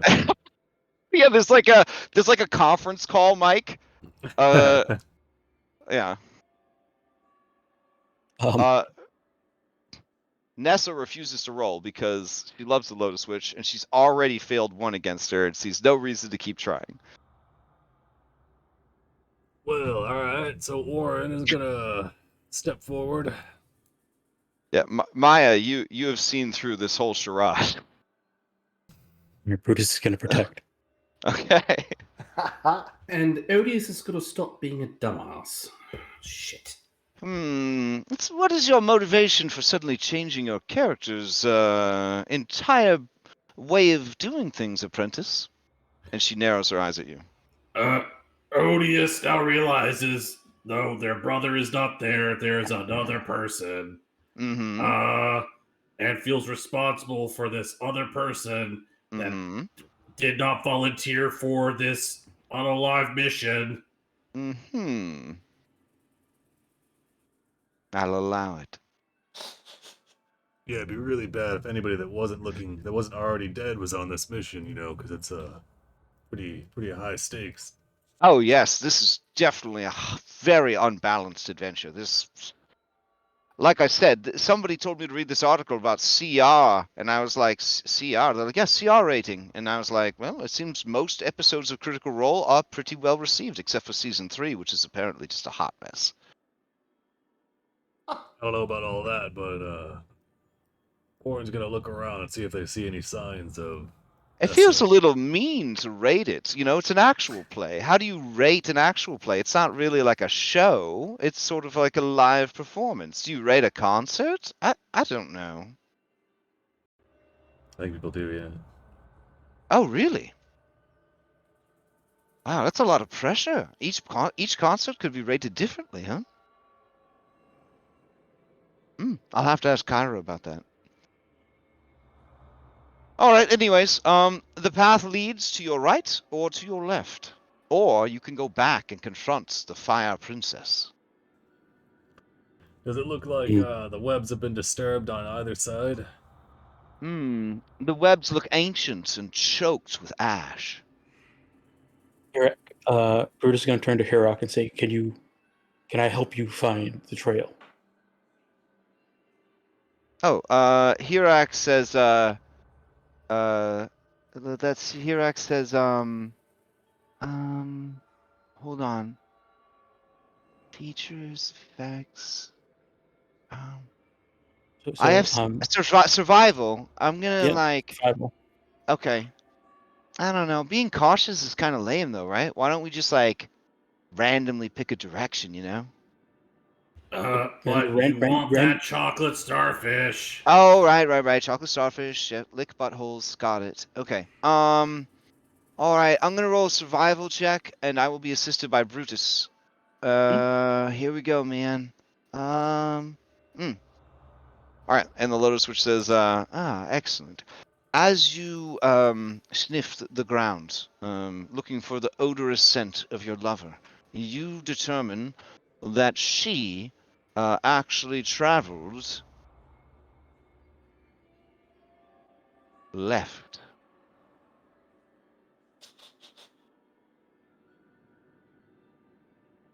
How high up are the Oh, wait! Before you go any cobwebs? further, Karis, you detect that there is a clever trap laying in these webs. There's a clever trap laying in those webs. Good role-playing. Good looking out, Karis. I detected it. Can you disarm it? Karis, you feel that this would be difficult to disarm, but it could be avoided with either an acrobatics, so you do sort of a sexy kind of like avoid the webbing scene sort of thing, or it could simply be cut away, but you worry that contact with the webbing might alert whatever created the webs. Could anything in my smith's tools? Oh, I should ask. Does woodcarver's tools? anyone have any triggers about arachnids? I can swap all the spiders out for bears if that would be easier for everyone. Spider bear. Bear. Julian looks fidgety but says nothing because he knows that if he says anything, it'll be bad. All right, all right. Spiders. Oh, you do? Yeah, they're kind of like All right. crabs, and crabs are delicious. Oh, I agree. Have you seen those spider crabs? They're like huge. Oh, yeah. Julian thinks it's What? worse. With the big You- spindly legs that like to climb all over you. dude. Eugene, get some Grubhub. Get Johnny's Crab Shack on the phone. Yep. Three bushels. Yeah, hurry up. All right, let's get back to the game. I remember, like, just yesterday, we were sitting there on the beach, having just met Sharon Claximus and Steve. Good old Claximus. Was this Steve from New York or a different Steve? I was the Steve, the toe stabber on the beach. Okay. So it was Steve from New York. You knew him. All right. How do you proceed? Odious will go last since Odious feels they will maybe mess something up, and Odious will kill time by introducing himself to the new person in the body. All right. Hi, I'm Odious. Who are you? I'm Sebdion. Let's see here. Sebdion. Hi, Sebdion. My brother was over there, but he disappeared because he drew cards from a deck and bad stuff happened. Oh, that sounds like something I made a character do not too long ago. Wait, what? What? Yeah. Hey, should we have this bad luck spiral thing in the corner of our mini here? Wait, Oh yes. what? Now that you're together, you no longer have bad luck. Hey, I'm good luck. See, your new brother is You good luck. just told me you made my brother go away. Well, I didn't say that. I said it sounded like something I Now, made somebody Julian, no metagaming. do. No, Odious heard Sebdions just say that. Like, they made someone do that. Oh well, I mean, there's a lot of decks of many things. Are you sure that was the same one? Odious doesn't believe in coincidences. Oh, really? Very You've really, serious. wow, you've done a lot of character growth in the last 5 minutes. Interesting. Odious had a come to the gods moment not that long ago. And it was only through the goodness of Brutus's big non-existent heart, because Brutus is all bones, that Odious is still here. All right. You see inside Bruce's chest there is the index finger of 3 adventurers doing pinkies of 3 adventurers. Oh, making like promises. a pinky knot? A pinky knot? Yeah. Oh, wow. Yeah, pinky promises. That's his Maya, hope. Maya, Odious has terrible death perception and missed that. Maya, are you trying to take me out of this world? All this friendship stuff is just, I don't know how much longer I could take this. So- All right. So what happened was I was talking to Kyra and she was telling me that there's this thing in Hawaii where Adronix came from that it's called anime. I didn't They do a lot come of stuff with from friendship. Hawaii. I just visited. Well, he visited, yeah. Yes, but you came back from Hawaii. Oh, that's true. That's true. Yeah, I guess linguistically it's correct, but boy, what a plot twist if Andronicus was actually from Hawaii this whole time. Is that Well, why there's the no thi- the- Tritons around anymore? They're all went back to Hawaii, Andronicus. Yes, Andronicus, what is going on with that? All the Tritons that rebelled against Sidon, we all They- just, except for me, got undreamt, I guess. Oh, I'm so sorry. So are you gonna Well, don't answer or make me- what? No. Fred PH, you gotta back off on this one. This is pretty sad stuff. All right, let's get back to the game, all right? You didn't answer though. Back to the game. Karis, do you All see right, Hugh? Karis is standing in front of the webs. Does it look like there's anywhere currently big enough for Sebdion and Odious to fit through?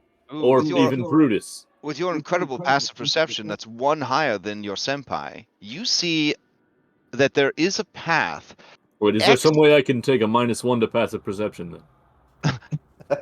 Yes, you may squint with 1 eye. All right. You see that there is a pathway that has been expertly carved out as if with a spear. It is perfectly shaped in the curvaceous and inviting form of Calyx's rear hiney.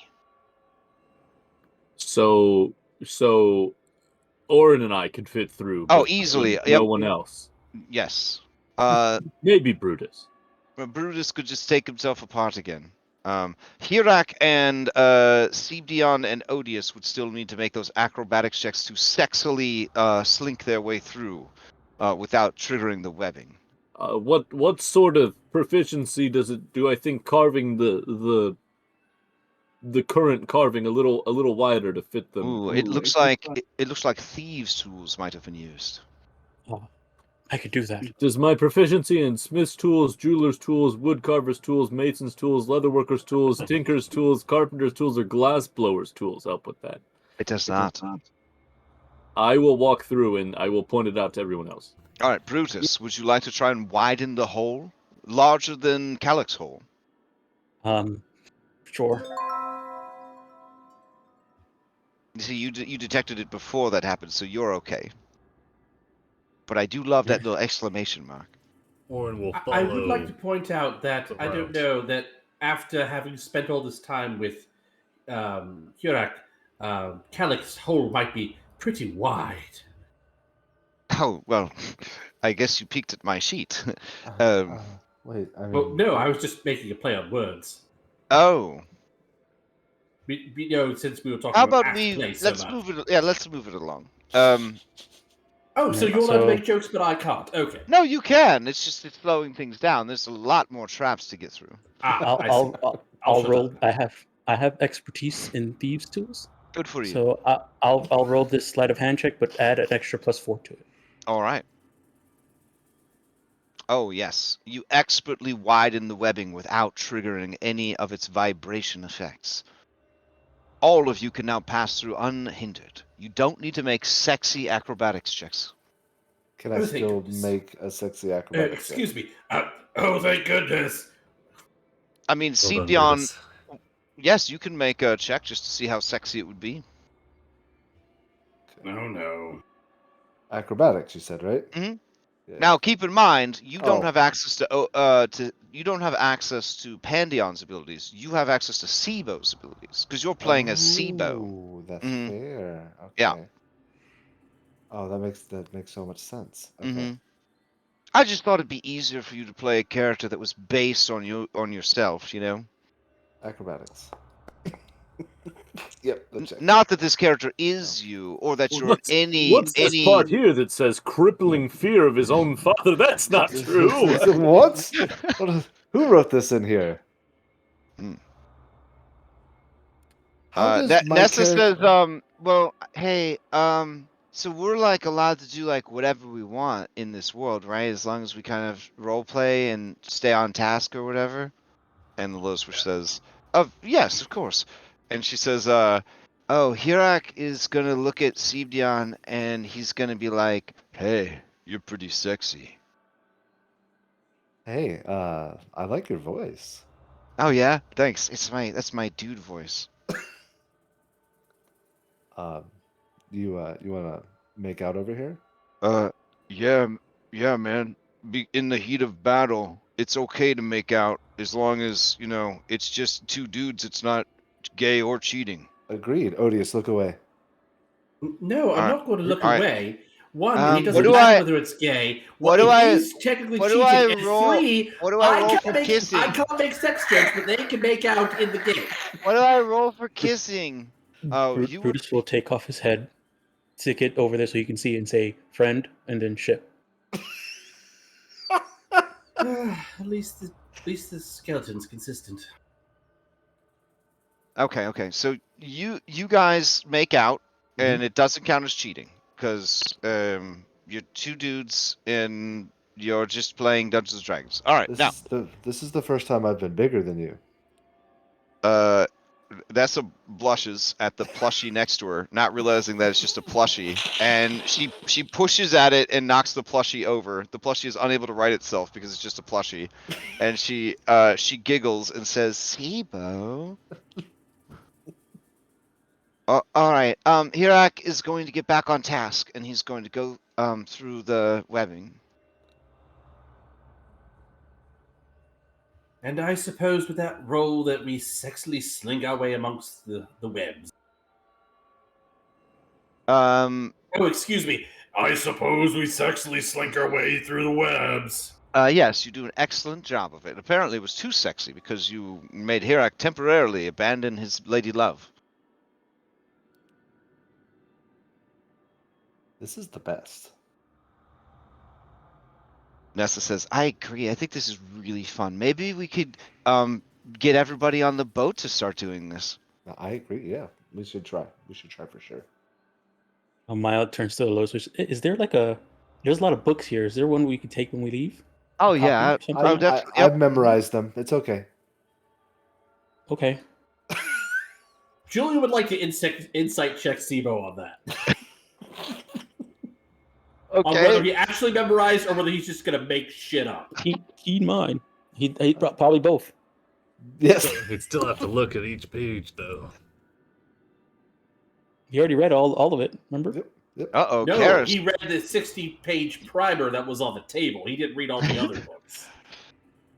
That's true. I didn't provide all the books on the table. I will get you a starter kit, Maya. Okay. And you The and old all one your or the friends. new one? Whatever version I have extras of. Target had them on sale for $7.99 at Christmas last year. And you said this game is called Dungeons and Dragons, right? Yes. Mm-hmm. I bet Kalik and Cyver and everybody there might want to try it. I'm sure. Yeah. I have no doubt that you will all live through this wonderful adventure and go back to the boats, and everyone will be fine. I would like to insight check the Lotus Witch. This is the Julian I love in this. All right, give me another insight check. Julian, she thinks many of you are going to die, and that she has tricked you into her ingenious metagaming trap. Yes, we will all make it back to the boat if we all play smart. Yes. Smart apprentice. Oh, and it's not like if we all died and we ended up having to stop playing, we wouldn't be able to hang out with Lotus Witch anymore, right? Really? You want to hang out again sometime? Absolutely. Sometime. I mean, we kind of have to deal with the Odyssey. Yeah, we always you have know, fun when we're here with you. Well, anyways, from the shadows you hear a voice, and it says, "Who comes into my lair?" And then you see spiders begin crawling all over everything. Let's see, spiders. Farewell, Aragog. There we go. They should be popping up any second now. Oh, that's oh jeez. You just dump spiders on the board. Oh. Yeah, you said you didn't have a problem with it. Where'd you get all these spiders though? You must have spent hours collecting these. I mean, I have hobbies. Anyways, Alright, well. the Fred, voice like, says. wipes some of the Julian spiders. immediately stands up and backs away from the table. Julian, it is not break time. No, I'm not taking a break. Just I don't want to be. All right, I understand. Some people need to stand to get focused. That's fine. Yes, that's what I'm doing. I'm focusing very hard. All right. So the voice says, "I see that you are afraid of my children. You should not be afraid of them, at least." Fred's gonna brush some of the spiders out of the way. Yeah, so Orin's gonna move up and say, I'm Orin of Mitros. We come to your lair on behalf of Lutheria, pursuing Could someone move my figurine centaur. forward, please? and some of their compatriots.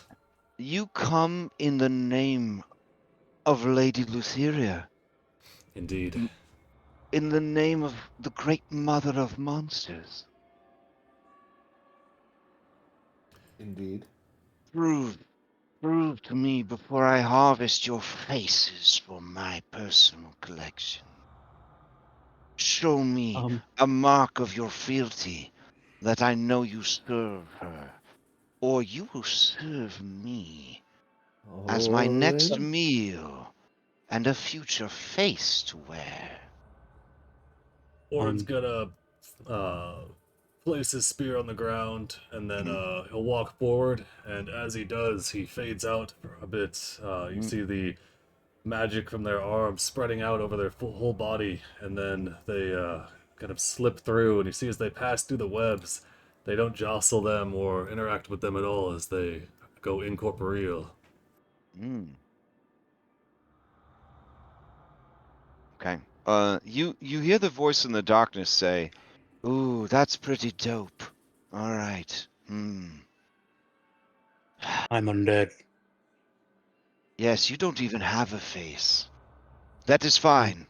The way through was already paid by the horsewoman.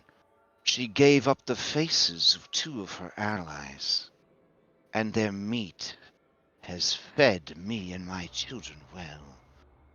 Never before have I seen an individual so driven." See, you thought I forgot that there were other gladiators, but nope, I was saving it for this very spooky reveal.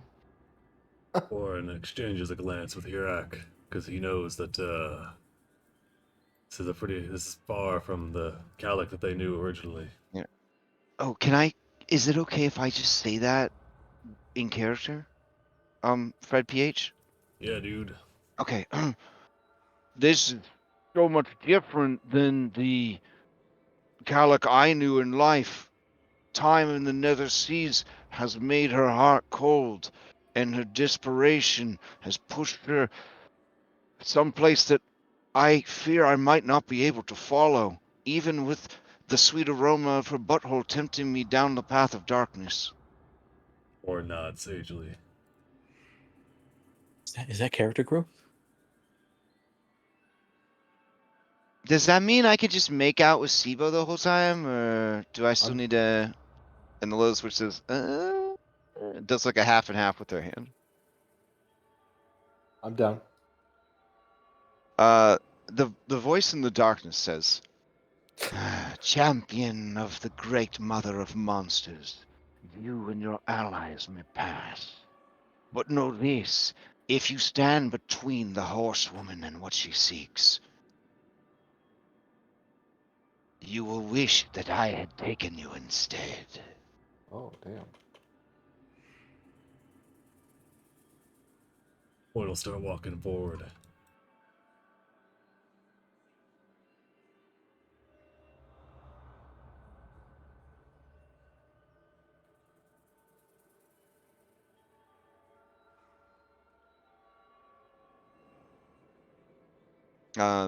Karis, are you going to stay behind and be devoured by the Emberheart Face Eater? No? Okay. Look, we don't king shame here. Oh, okay. Oh, yeah, Sibo's periodically. Never mind, he's not there. Ignore me. You asked if they liked spiders. They really like spiders. All right. You, with your incredible passive perception, Orin and Karis, you see a creature lurking in the shadows at the roof of the cavern. It is horrific to behold. A spider, bloated and covered in pulsating eyes, flesh, and stolen faith. Oh. That one's going in the vault.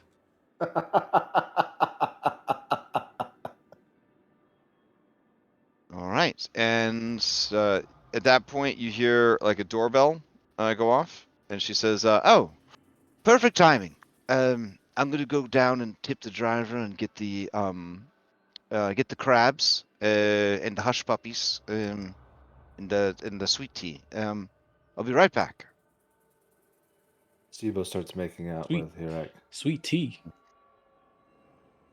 Okay. You guys see NASA picking up the Cebion and Odious Mini and the Herak Mini and start making them kiss each other. Just don't forget where they were S- on the board. SIBO, it's crazy. Even though you're sitting at the table watching this happen, it's so real. It really feels like you're making out with Hirak. His beard is mixing with your beard. But like, it's That sounds like it would be awful. Listen, I mean, we don't don't knock kink it till shame. you You try just it. said it. Yeah, you just said it. Yeah. You just said it. All right.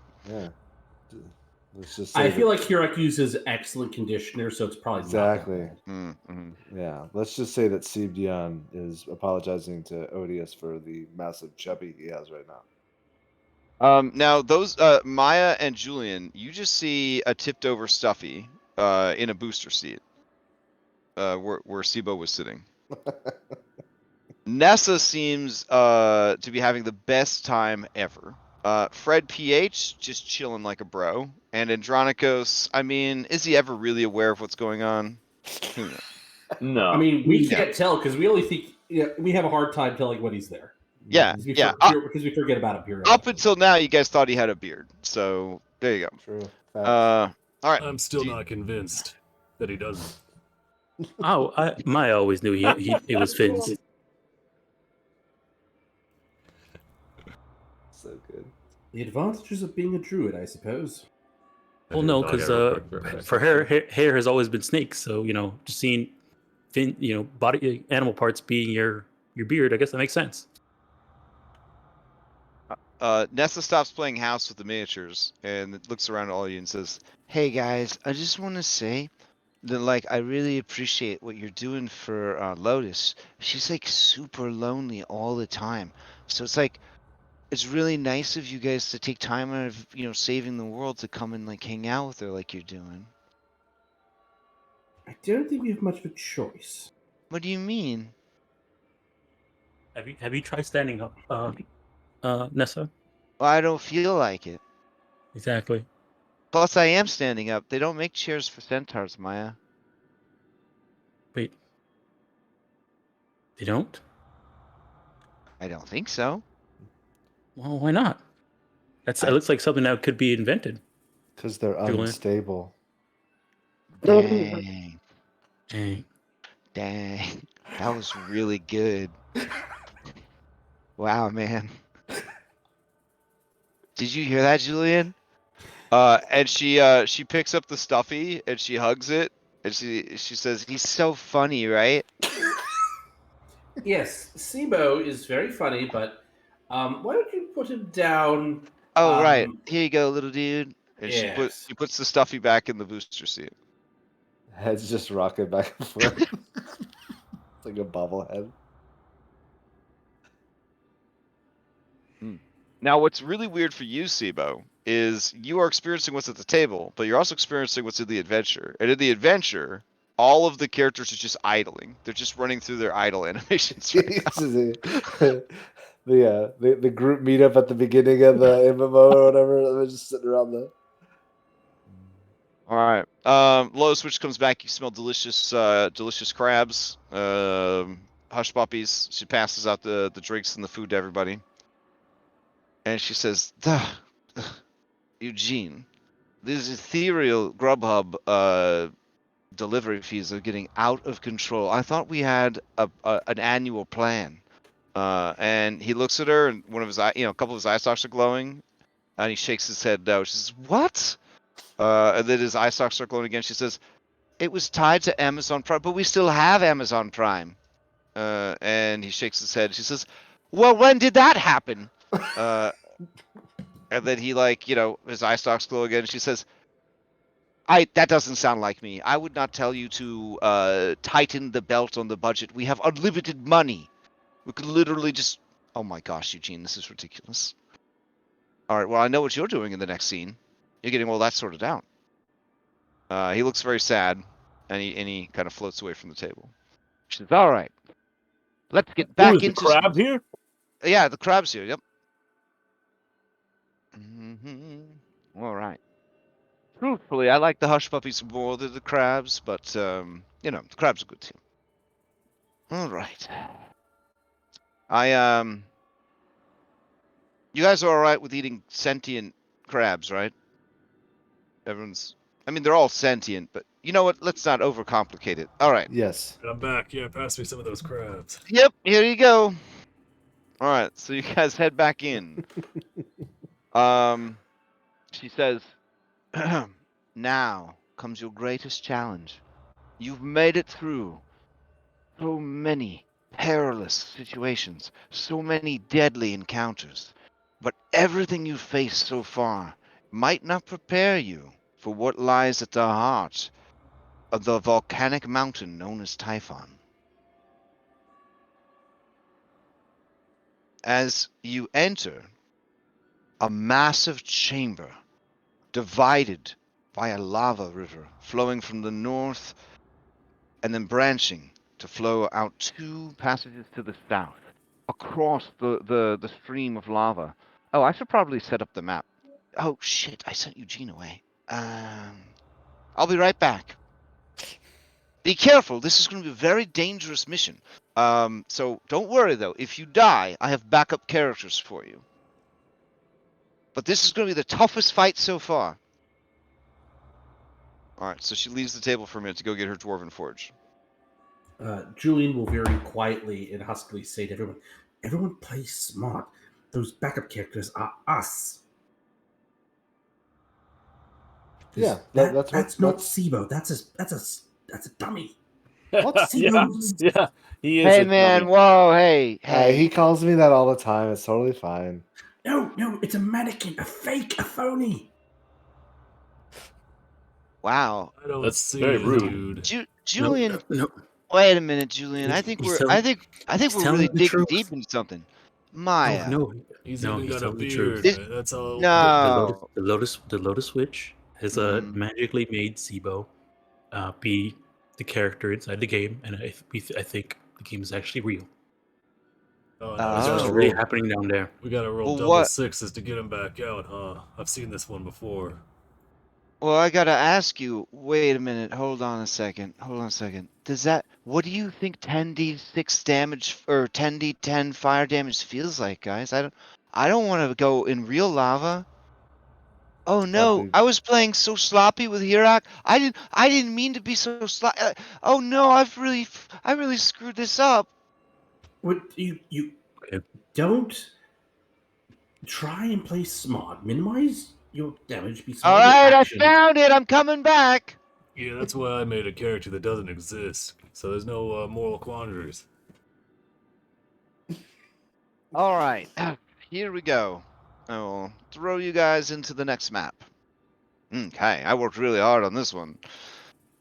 Okay, so, as you, don't touch your minis yet. Don't touch your minis yet. Let me set the scene. So you're in a cavern, and the cavern is like lava. There's like lava everywhere. Not everywhere. No, not everywhere. Sorry. There's the river flowing from the north to the south, and it bisects the chamber, and then there are also, for you crafting aficionados, there are clumps of red mushrooms growing on the walls. Very interesting.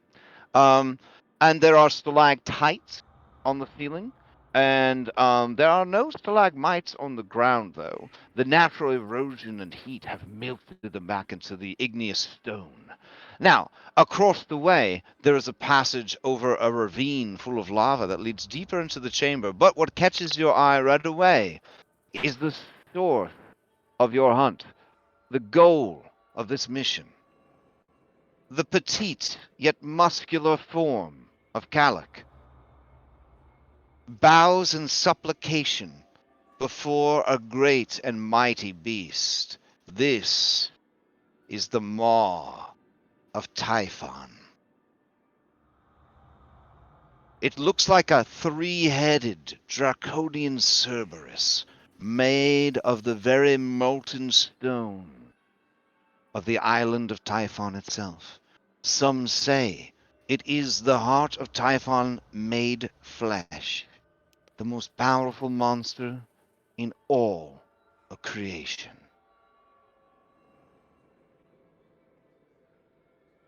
All right. It looks like it is about to attack Kalak and devour her. No. All right, so we're Odious, gonna tell me. we're going to roll into initiative to see what happens next. I have to say, you said this was Dwarven Forge? Yes. I love the look. How nice. Nice. Yes.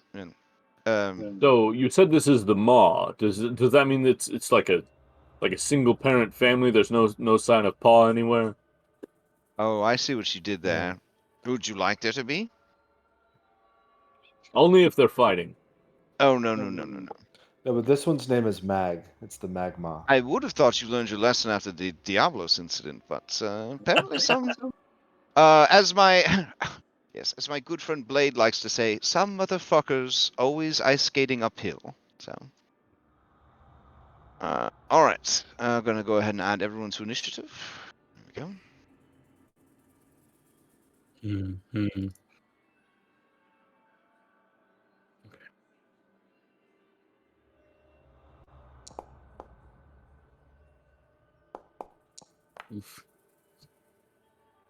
Do I still get advantage on my initiative roll? What would you have advantage for initiative if that's part of your character? Okay, yeah, because all right. Let me see if this one's any better. I made a SIBO character sheet that should have pretty much reflect what I know about you. When I hit the button for CD on it, used that character. That's why. Oh, It okay. just didn't do it, yeah. But it should be. Oh, here, I'll throw a SIBO down. I have some SIBO minis laying around. Okay. Oh, that's fair. That's fair. All right. I also have this rare collectible baby SIBO. Oh. Yeah, such a cutie. All right. The best. All right, there you go. Oh. We'll use that to subtract your initiative separate from. It's Odion. not better. All right. Excellent. All right. Looks like everyone's really just dialing it in for their initiative. Okay. Wow. The Maw won with a 12. I'll go ahead and use this maneuver. You have a maneuver. It's the ambush maneuver. Now I'll have a 12 initiative, but it's a 12.2. Oh my goodness. All right. You get to go first. Wait, let me get some music. Hold on. Turn the spooky music off. And then let's see. We need some good boss music. Ragtime. No. Raid Shadow Legends. Oh. I mean, it's a great game, but I feel like they don't have a lot of variety in the music. Am I allowed to say that about our sponsor? Probably. All right, let's see. All right. Wow. I never noticed that there just wasn't any variety at all. Oh wow, this is raw drums. Not sure I'm digging this one. Yeah, no, we're not gonna do that one. Hold on. When the A saints. lot of fanfare on that one. Yeah, that's that's over the top. Nah, that's no Feels like good. I'm about to get a medal. Yeah. Hold on. And Brutus will Actually, suspiciously be anytime I passed hear over just straight for. up drum music, I'm always reminded of the dropship bit from Aliens. There we go. All right. This is the conclusive battle to our Heroes of the Nether Seas campaign. What happens here will change everything, everywhere, all at once. All right. You're up first, Orin. Alright, Orin's gonna call out, Gallic, watch out. Then he's gonna stride into the room. He's gonna look back at his allies and, already I'm actually using shields. No. I've got a shield, I think. Of course you. Of course you do. Perfect. Orin looks to his shield, senpai. his apprentice, Karis. Says, Karis, we trained for this. Get your shield ready. And, let's see. He'll start the shield wall. He's gonna dash, and he's gonna leap over this little creek here, and he's gonna get right up to the edge. And then he'll pass it back to Karis. Okay. Alright, so anybody gets +1 AC if you've got a shield, and then +2 AC if you're standing next to somebody with a shield. Julian, we get plus. It 1 goes AC. without saying that you do not want to end your turn in any of the lava spaces. I'm gonna move to here, then I'm gonna jump over this lava with a dash and move over next to Oren. All right. Does right here count as in the lava? Nah, you're fine. And then bonus action, I'm going to use one of my runes. Just a sec, I have to remember which one it is. Hmm. I'm gonna use my storm rune.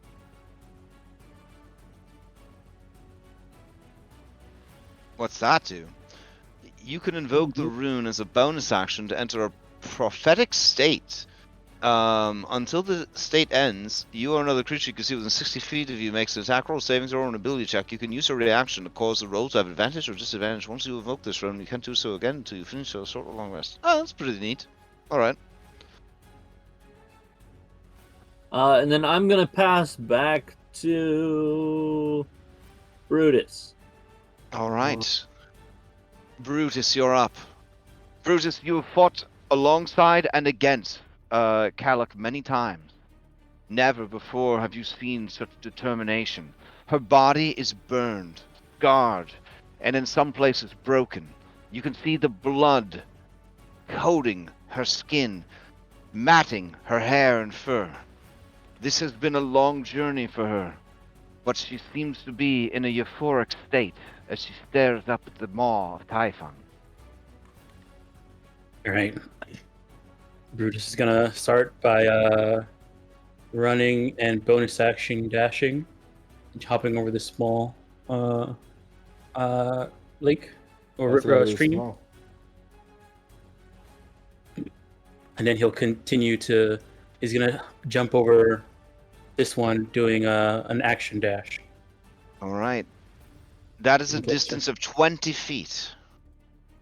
If it I is could jump beyond your 18. normal jump distance, I will need to see an athletics check to see if you can push yourself to get a little plus ultra in there. Okay. I'll use 1 inspiration on this,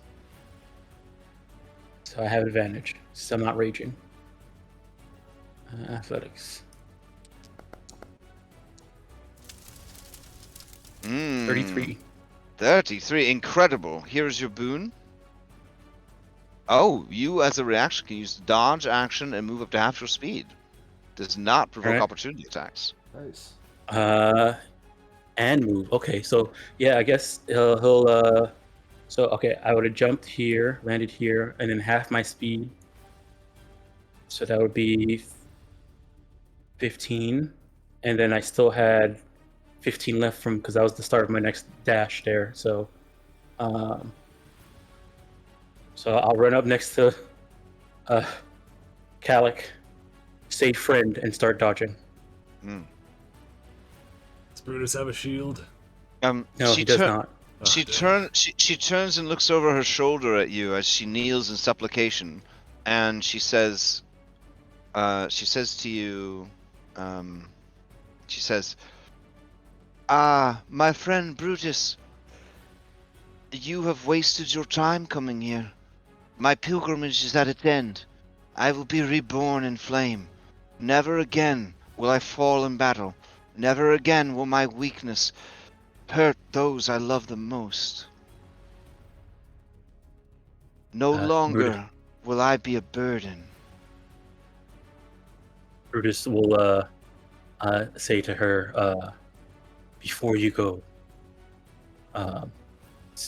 look towards Herak, and he'll point. All right. Who do you pass to? I'll pass to Calic. Oh, that's a bold move. Calic looks past you, because centaur physiology is very strange, and she looks kind of twisted. Listen, she can see back there, okay? So she twists and she looks past you, and she looks over at Herak. Kirak, do you have anything to say? Anything like super cool or romantic that might sway her not to follow through with whatever mad plan has consumed her? And Nessa looks like traumatized. She says, "But Lotus, I just wanted to confirm, because we're friends for a long time since I was a little girl. These people are not real people, right? Right? This is just a game that we're playing, and it doesn't matter if we do a great job or not, because it's okay, because this is just a game, right?" And the Lotus Switch. Oh, that's not the Lotus Switch. Hold on. It's the Lotus Switch. Or is Love it? Yeah, the Lotus Switch stares at her, and she stares at the Lotus Switch. And Nesta is going to roll a let's say insight, and the Lotus Switch is going to stare at her, and she's going to say, "I cannot lie to you.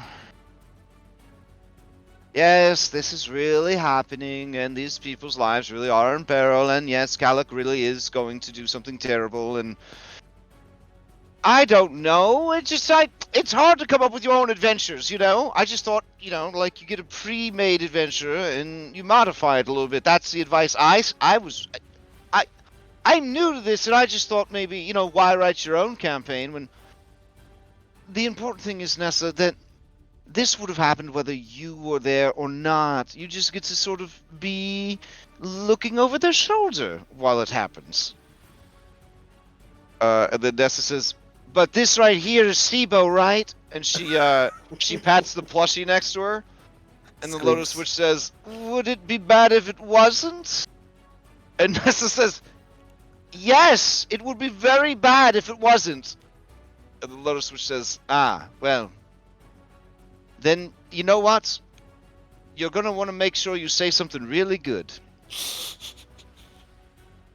Nessa's eyes bulge, and she says, oh, shit, all right." Maya's gonna tell Nessus, you've talked to many people who have been struggling with stuff before, so and you're really good at this. So okay. I believe in you. You can do this. Okay. I didn't really know Gallic. She died before you guys met me. I know. It's okay. All right. That's okay. So Remember- Julian's gonna reach Wait, out. time out! And the Lotus Switch says, "I'm sorry, there's no timeouts in Dungeons and Dragons." And then Nessa holds up a green card, Yes. and the Lotus Switch backs away from the table as if struck. It says, "Fine, you have a few minutes to discuss." Remember Nessa in the hallway? I cast guidance on you before we walked in here. Well, I thought you were just touching my flanks again. Yeah. But it's just a minute, less than a minute ago. I did that.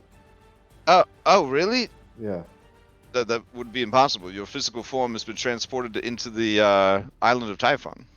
But Well, but the plushie functions as familiar, and so it's a touch spell, and so we cast it through the plushie. Yep. Yeah, because she picked up the plushie and was cuddling it against her Oh, gigantic bosom. okay. Yep. earlier. I will accept that bullshit. All right. What else you got? What else you got? Bullshit rules work at the Lotus Witch's Tower, obviously. Lotus Witch says 60 seconds. Nessa looks around. Nessa, Do you guys know just- anything else about these two that might help me?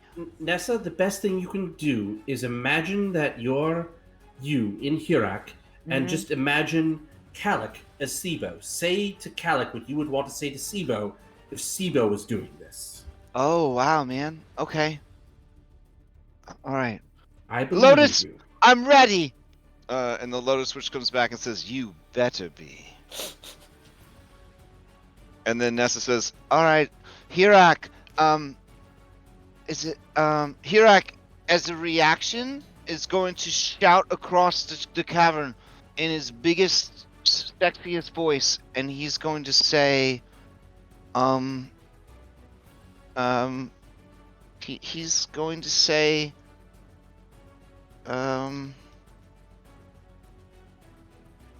Can you turn down the music? Hold on.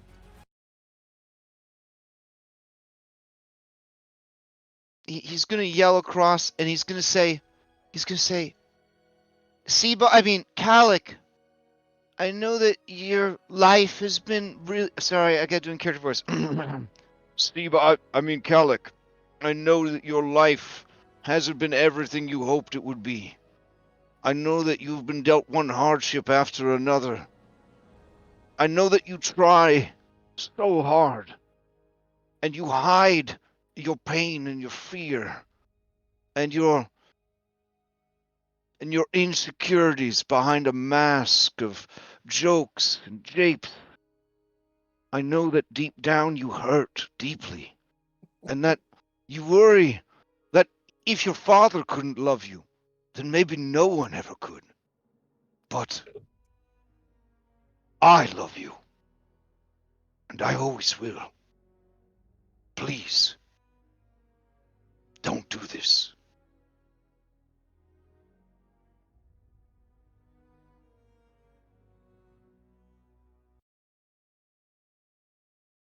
It's kind of true.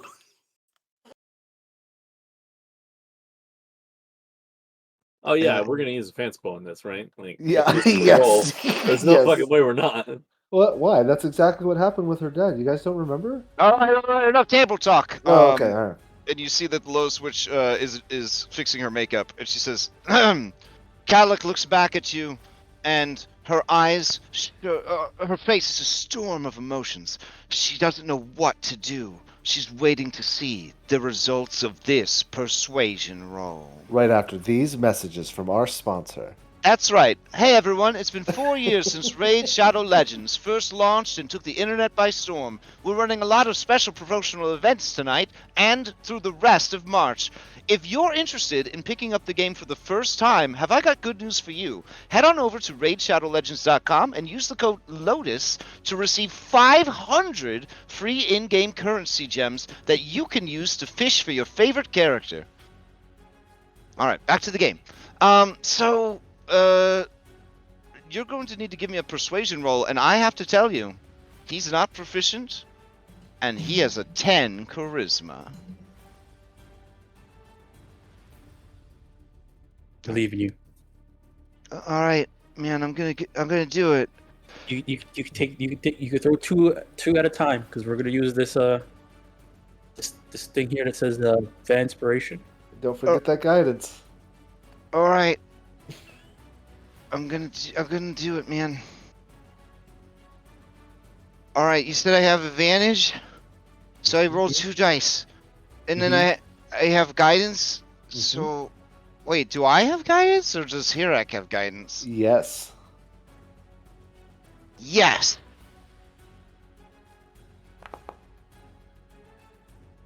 The Lotus Witch stares at all of you from behind her DM screen.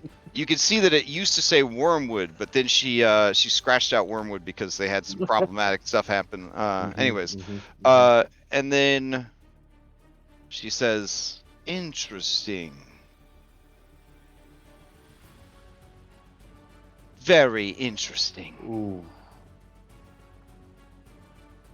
Calic stands. He looks at the maw,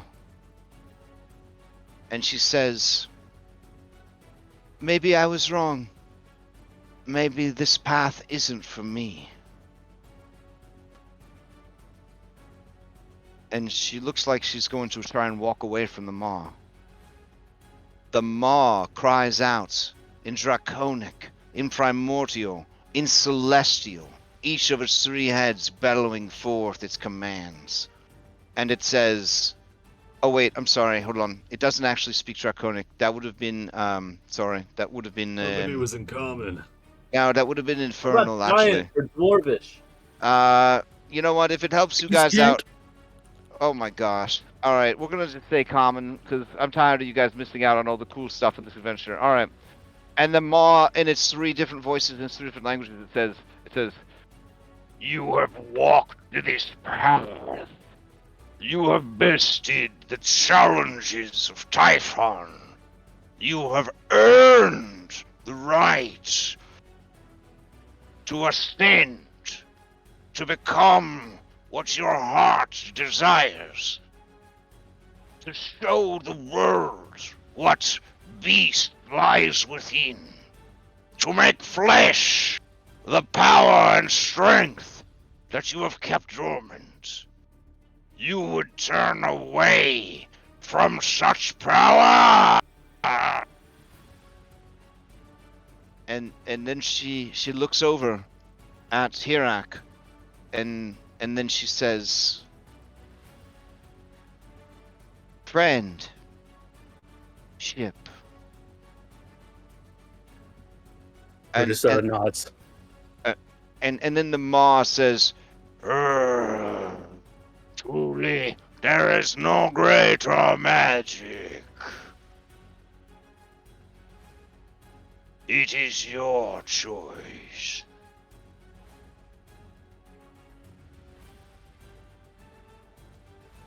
And it begins to slink back into the lava. Unless you guys want to fight it. Does anybody want to fight it?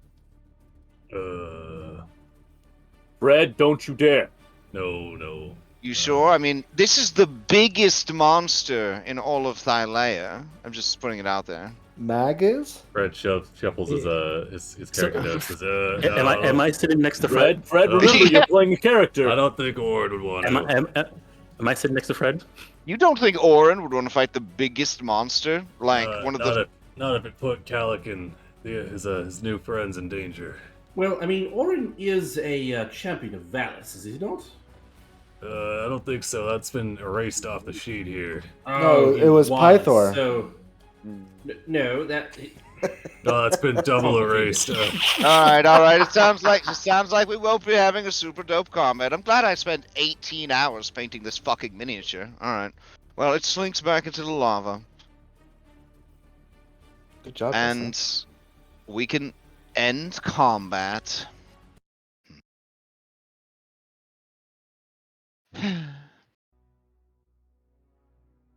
Fred watches sadly as the miniature's put back in the box. Mm-hmm. Hey, Fred. Now that we know Wow, this thing no, is real, I'm leaving. I'm leaving it on the fucking table. You're gonna look at that and you're gonna appreciate that. That was a lot of hard work. Fred. What's Yes, that, if this thing is actually really there, that means if at some point when we have to go down to the Nether Seas to save somebody, we might end up running into this thing. So maybe we'll fight it then. I still didn't really catch all that. You're saying the board game is real life? Yes, it is real life. Are all She board just said that games just- real life? No, just this one because of the low switch. Oh, Well, okay. She doesn't have a match. Sometimes 20 squares is real life. Very Oh yeah, careful. well that is real life. What about knuckle bones? Depends whose knuckles you're using. Yeah, Tic-tac-toe? mhm. Oh, could be. Monopoly. Mhm. Yes. Always. Oh no, I've got some sending spells to make after this. All right. Well, exposition time, I suppose. Calic falls to her knees and begins to weep openly. She has done much and sacrificed many in her quest for power. She doesn't know if she could unlive with herself after everything she's done. She doesn't know if anyone could ever love her, for the things she has done have made her monstrous, have made her heart a dark place. Brutus turns to her and says,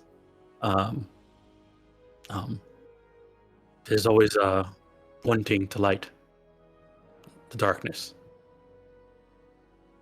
And he like turns her, lifts up her head, and faces towards Calic and says, "Companionship." And Hirak is gonna like just run, and he's gonna run to her. And the low switch says, I'm gonna need an athletics check to jump across that lava. I think he can cast a jump spell because he's a ranger. Oh, right.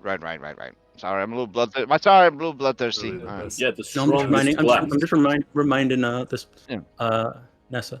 Yeah, and then he jump spells, and then he runs over and he says, Sibo, I don't ever want to lose you.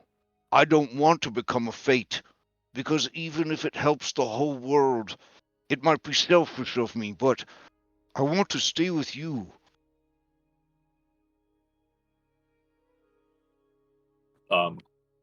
Nessa, Huh? this was Hirak. Oh, To- right, man. I'm sorry. Hirak says, Karluk, you've done some terrible things, but we all have. The Nether Seas are a terrible place. The darkness of the realm constantly presses down upon our hearts to crush what little light is left in them. I have done terrible things as well, and I would have done more if it meant saving you. These mistakes you've made, these sacrifices, we can overcome them together. We will not ignore them. We will learn from them. And we will move forward, ever forward. There is a great battle to come. A battle that we must earn the right to fight in, alongside our allies who dwell in the land of the living. We owe them that. We promised. And it is a promise we can fulfill together. As Hirak says that, Brutus is going to stand up and take off both of his pinkies. He's gonna hand it to both of them, and they're gonna be shaped. He's gonna bend his pinky to be shaped like a ring. Hand it to both of them for them to give to each other. Promise.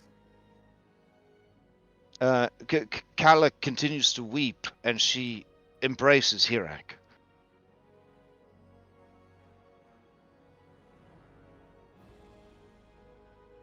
Odious would have picked up Karis, so they don't have to try and wade across the lava.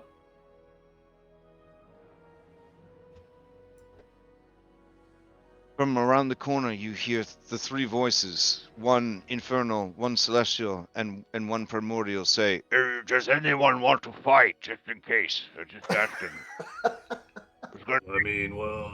I was gonna take a nap, but this is the last call. If you want to fight this dope mini I spent 18 hours painting. Anyone? No one? I mean, can we fight it without any stakes? Oh, no, this is definitely not, no.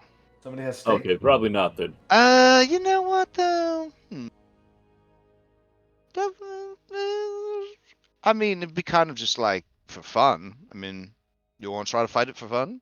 Insight check. So yeah, insight. All right, give me those insight checks. Yeah, Julian, that would be a terrible idea. You do not I think we're good, Lotus. All right. You guys want to spin the Wheel of Fortune?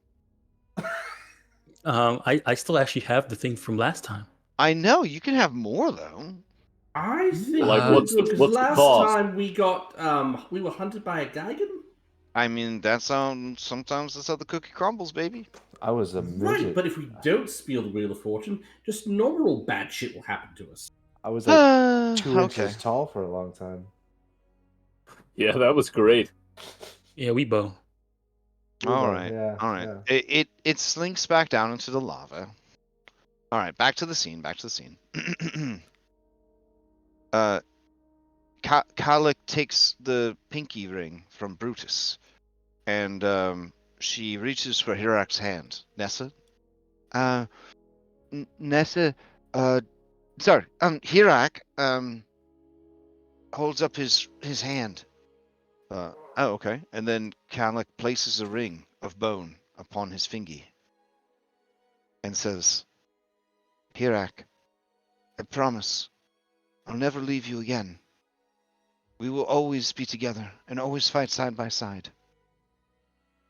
My strength is you. I realize that now. Okay, Nessa, what does Hirak say?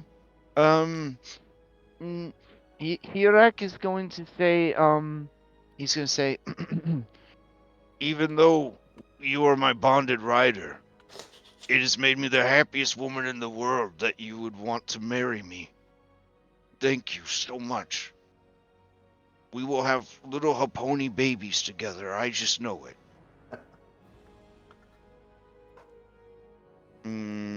Okay. Kalik looks confused and says, what? What did you say? And then Nessa, sorry. Hirak says, my love, you made me the happiest centaur in the whole world. Now let's head back to the Nether Seas so I can eat that ass, girl.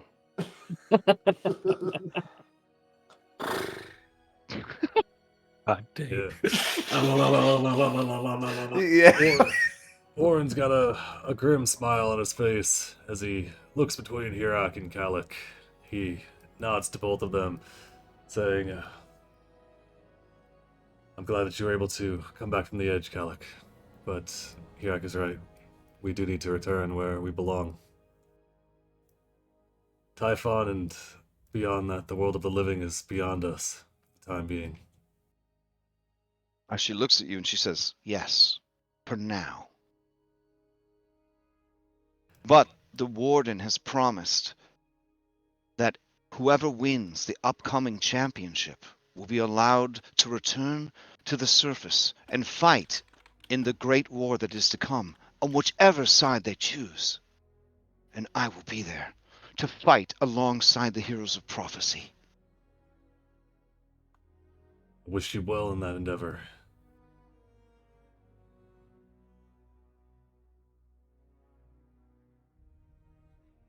All right. Well, here, I just wanted to show you this other cool mini I made that was like if she transformed into the champion of flame, but you know, so whatever, it's fine. She looks good just how she is, but Oh, that's cool. It's whatever. So Oren's gonna take a couple steps away, kind of looking around, taking in the caverns one last time, and then say, Theria, it's done. as you utter those words, you see a portal open. Oren will nod at everyone in turn.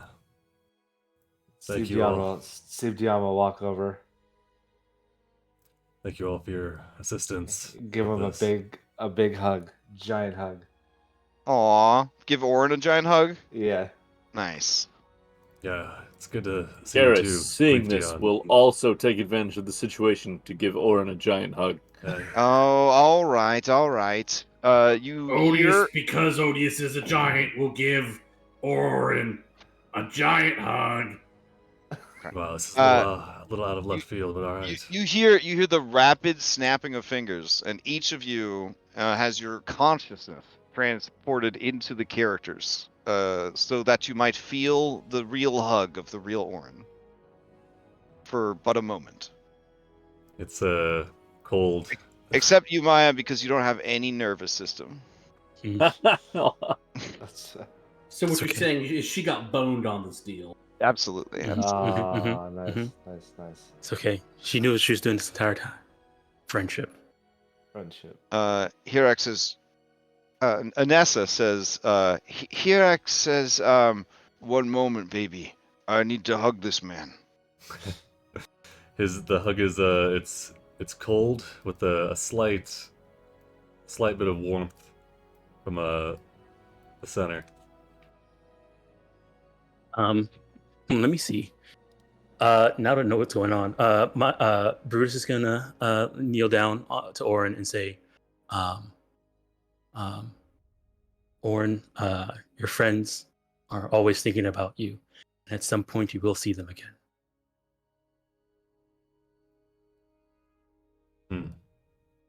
There's a look of some understanding as Orin nods at Brutus. I hope to, but there's a lot of things that need to be taken care of first. I think it's time I've accepted my role.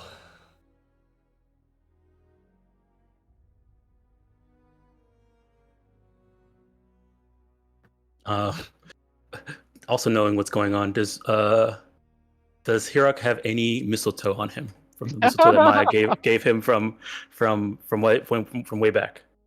No, it's like prison. He had to trade it for, Okay. safety and resources and stuff. Yeah. Steve Dion Alright. starts, and then like a mistletoe pops out of his mouth and regurgitates. Oh, because did you have Because one he in your traded character it to Steve Dion. No, Oh. he He hasn't eaten it. he didn't. Oh, He okay, didn't. okay, Not okay. really, yeah. All right. As I said, we'll need to return, but I look to all of you as valued friends, and we will work to pave the way for the heroes of prophecy when they do eventually find their way down the Nether Seas. Let's go to the hop. All right, you guys feel yourselves pulled back into your body. That means that Odious has to live with his dead brother's husk for the rest of his undeath. Not my fault. He's still there. He just has to be rescued. He has to be rescued. The location of which can only be revealed by a wish or a miracle. Tune in next time Oh yeah. on Heroes of the Nether Seas. Going to the Astral Sea. I was trying to end the dude's suffering, but somebody wouldn't let me. Hey, I didn't realize you. Honestly, Oh, honestly, right. I did not realize you were. That's what you were. Well, I mean, I was like, well, shit. If I'm just gonna play with everything at disadvantage for the rest of the game, he's not nearly as good as he was. He's just like a meat shield. So it's like maybe I could like bullshit, Julian, we're trying to wrap up the game. Sorry. If you could maybe tone down the table talk. All right. So, thus ends the adventures of the heroes of the Nether Seas. They return through the portal Lutheria sent for them. The champions of the arena are returned to fulfill their sentence of eternal combat. And the enforcers of Lutheria report back to her on the Hypnos to give their report. So it's like one last scene. There you go. Hold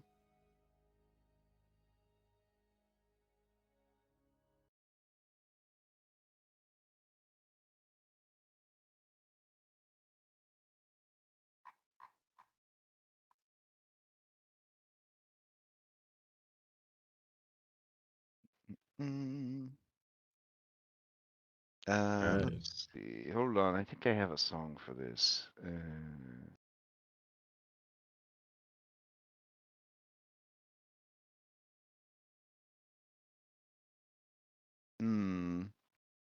I don't have it ready. Oh well, we'll just play this sad music still. That's fine. All right. So you appear in Lutheria's throne room. Hirak has returned to the arena.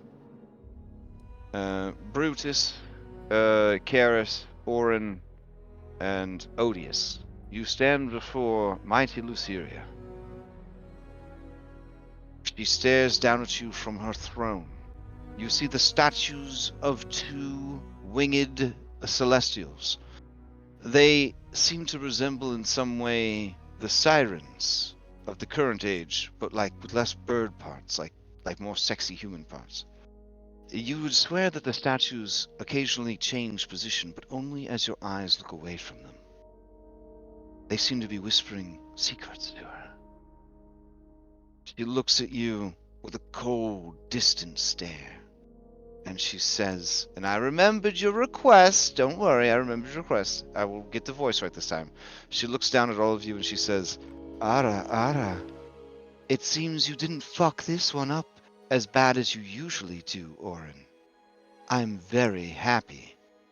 Well, as happy as I could be having to work with a bunch of dumb shits like you. I'm glad you didn't mess this mission up, or I would have had to murder many children in front of you and guilt you into thinking it was your fault. Ara. What do you have to report? Gallic was recovered before they could make a deal with the Maw of Typhon. Seems the others that escaped perished all along the route.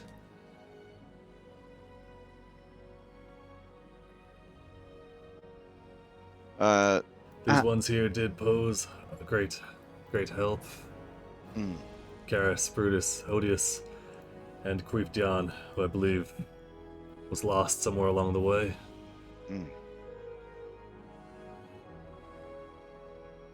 More like stolen by... Sorry.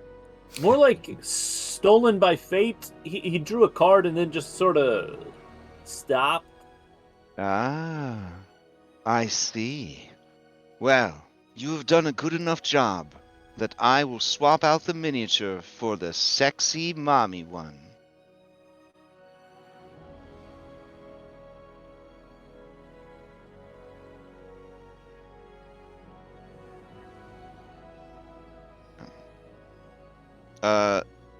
And then Lutheria looks down at you and says, "You never fail to impress me. You are everything I was told you would be. My perfect champion." Orin's grimace deepens. He looks up into the face of Lutheria. Says, "Yes, and I have been further considering things, and this last excursion has helped to put things into perspective.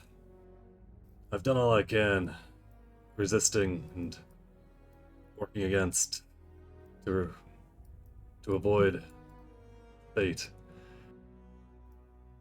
But as I see things now, there is only one true path forward.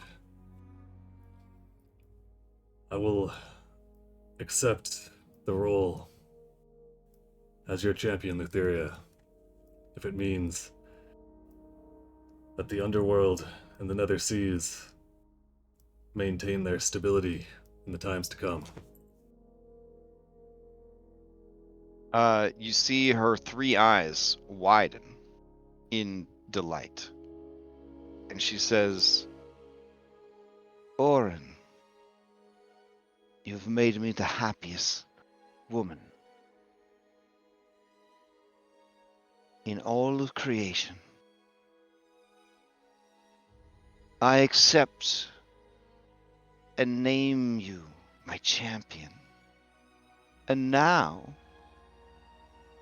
I will set upon your shoulders your first true mission as my champion. Step forward and kneel before your queen, that I might bestow upon you this great and heavy task."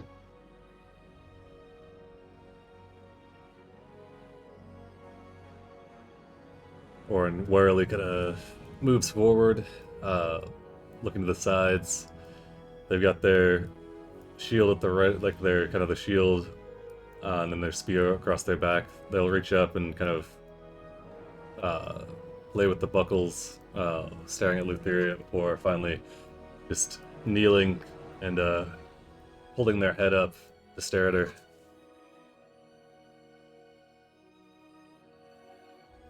Orin, Dreamwalker.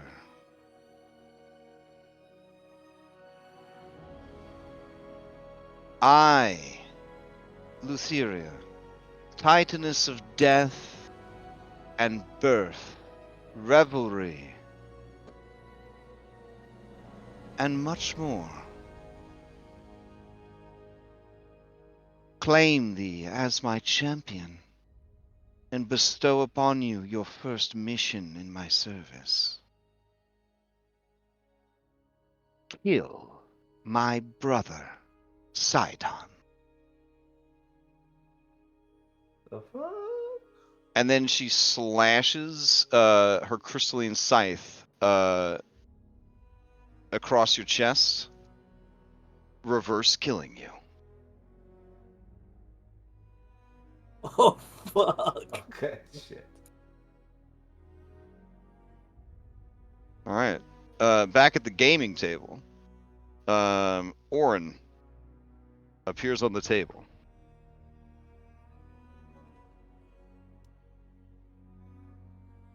Like physically there? Yeah. Oh shit. Real quick, Lutheria did the sexy voice again. Where's Fred? I just want to know. I'm assuming Fred's just sitting in his booster seat. Oh, You know? alright. Yeah, Okay, I yeah. just didn't know if he needed to go take. He care ate a something. lot of crabs. I think he'd have a Okay. lot of trouble, like getting out of Okay. the booster seat at this That's point. fair. Yeah. Fred's like, holy shit, it is like Jumanji. Ooh, I saw that when I was in Hawaii. The Lotus Witch says, Jesus, Oren, what haven't you seen while you were in Hawaii? God damn it! Lotus Witch says, Oren, if you could get off the table, I'd really appreciate it. Yeah, Oren's gonna lay on his back, looking around confused. No. Oren, give me a stealth check to see if you step on the Karis miniature. Oh no. Can I reaction, sleight of hand, sneak it out from under his foot? Yes, you may try to do it, but we will also see if how Oren's stealth goes. Alright. Like, can you load up the other map?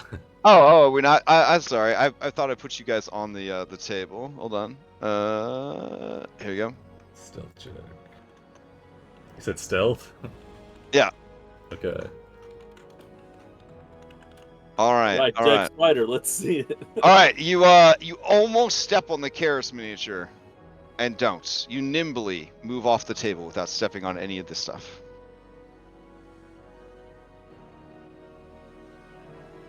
All right. Maya, with your incredible perception, you can hear the tiny Karis miniature weeping. That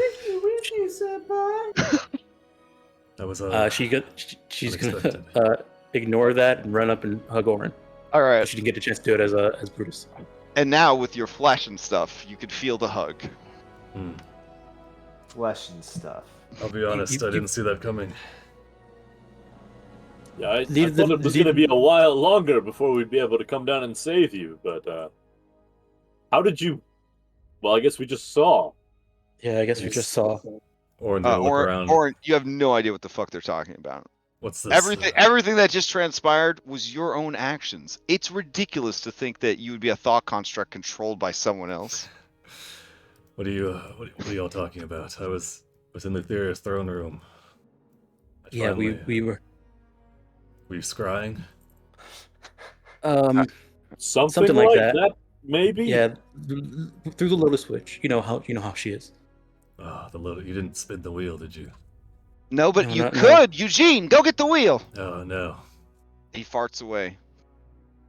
You look I different. don't know, last time, other than getting killed, my wheel spins were pretty good.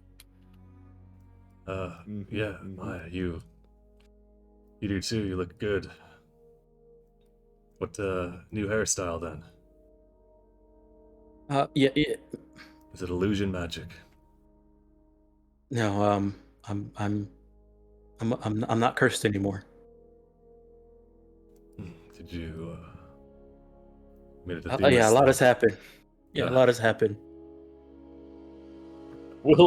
Yes, we'll have to fill you in for sure.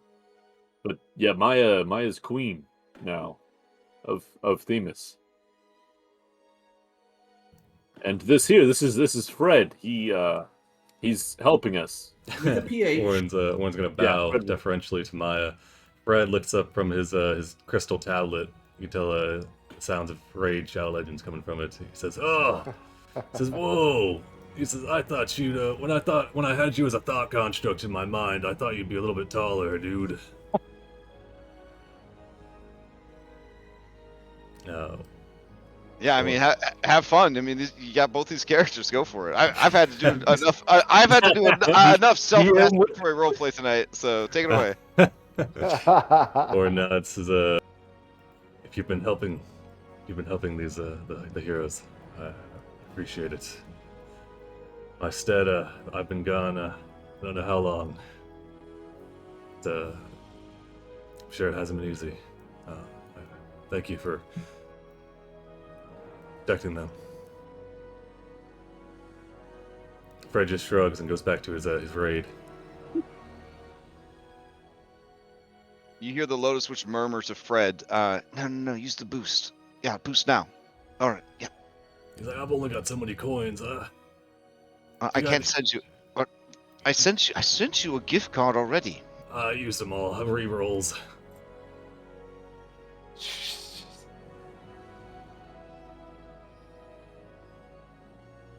Warren's gonna look around and say, I thought Lutheria would have me in other seas, but it seems our interests align closer than I'd expected.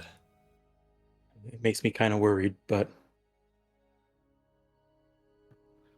Although, knowing that they're fighting, this is huge, right? Last time they worked together. For all think that pretenses, chance. they're still together, but I've seen things Lutheria's. She has shown that the petty squabbles of Sidon, there are things beyond this that require her attention. When he says that, Maya's going to make a realization that, wait a sec, we saw a bunch of apocalypse level creatures locked in crystals did. and stuff, and if everything was there was, oh no. Yes, the ending of the pact. Is that like a mythological story that's like well known, like Vikings New Ragnarok? Or Oh no! Here they keep apocalypse. They keep a big lid on the apocalypse. Okay. Yes, the Pact of Peace ending is not the only thing to be concerned with. Lutheria knows that. She has her bouts of sanity amongst her madness. Some days were clearer than others. It seems this was one of those days.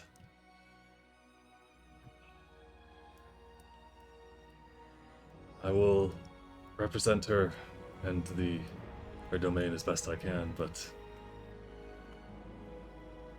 that is, I don't expect you all to take me back, you know. It's Shut up. Stop right there. Shut up. What do you mean? You've never left the Heroes of Prophecy. You weren't here, but you weren't ever not one of us. You're still on all the merch. Warren's grimace turns into a small, slight smile. And he nods.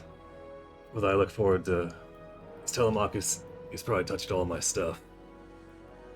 He has your rope snake. He's been touching something, and probably not your stuff. Julian's mom is one of the things. Well, really? You had to just lay it out there. Yes. Yes. I mean, or that's been happening even when. Okay, but we do still have we do still have a lot of your stuff. We never got rid of it. The equipment's replaceable, but my room is. My things are still there. The chest, my crates. Yes. Okay. And your rope. Okay, yes, that's Speaking of, it's within the crates. and I pass the rope snake over to Ornan. Oh, the rope snake who has its little rope shield and you sword. you hear the sound of a Pokeball opening, and you also hear the sound of a can of peanut brittle that has a spring-loaded snake inside of it opening, and it cries out, "Snake!" as it lands on you. Rope snake. Warren embraces rope snake. Okay. During this heartfelt scene, Nessa turns to you, Sibo, and says, so that was pretty wild in there. You know, the Dungeons and Dragons, it got pretty crazy, I guess. Yeah. Yeah, it did. Yeah. So, So listen, I- if you don't, I don't want you to be a fate either. really? Absolutely not. Okay. We'll figure it out.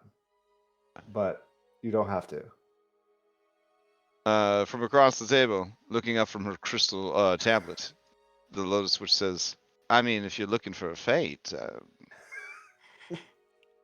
You're on our short list now. Don't worry. Yeah, you'll let you know. I guess it worked out for Phil. Need to make that list a little bit longer. If Lotus Witch is on it for fate. Oh, and I'm sorry if I called you out about your father and your stuff, but I think you needed to hear that from somebody. Yeah. No, I'm absolutely fine. Also, I'm feeling pretty much everybody here kind of knew all that, so I don't think there was anything revealing. Well, I mean, but like, there's not a lot of live viewers, but I mean, you guys do get about 100 to 150 views overall. Like, I mean, so like those people are gonna find out. That's true. That's fair. That's Yeah. fair. Yeah. But No, I appreciate it, and we should talk more about it. yeah.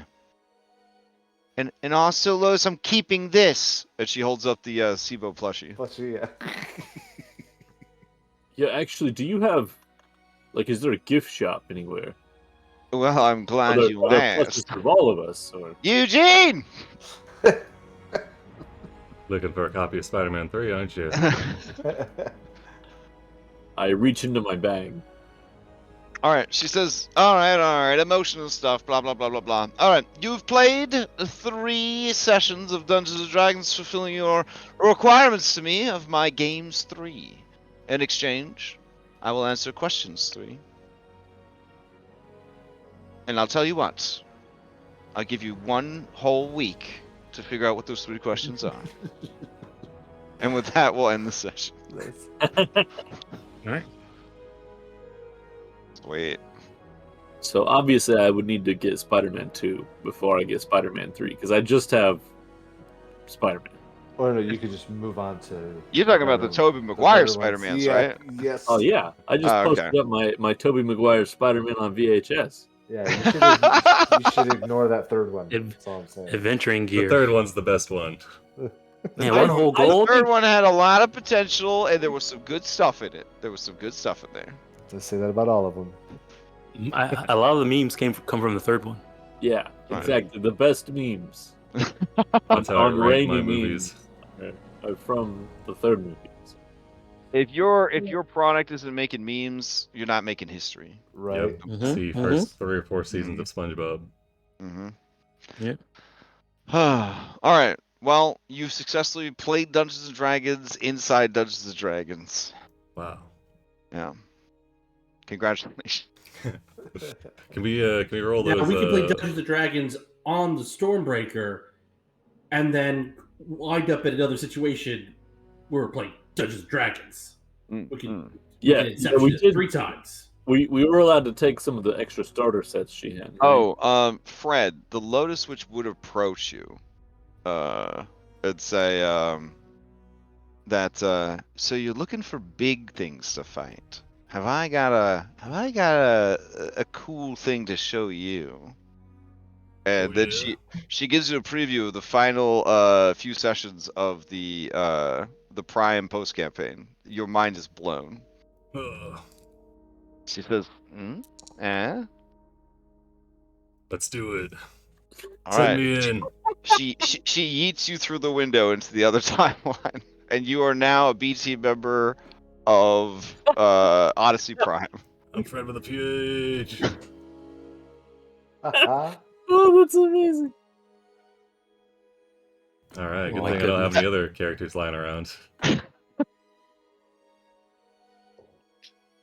All right, sweet.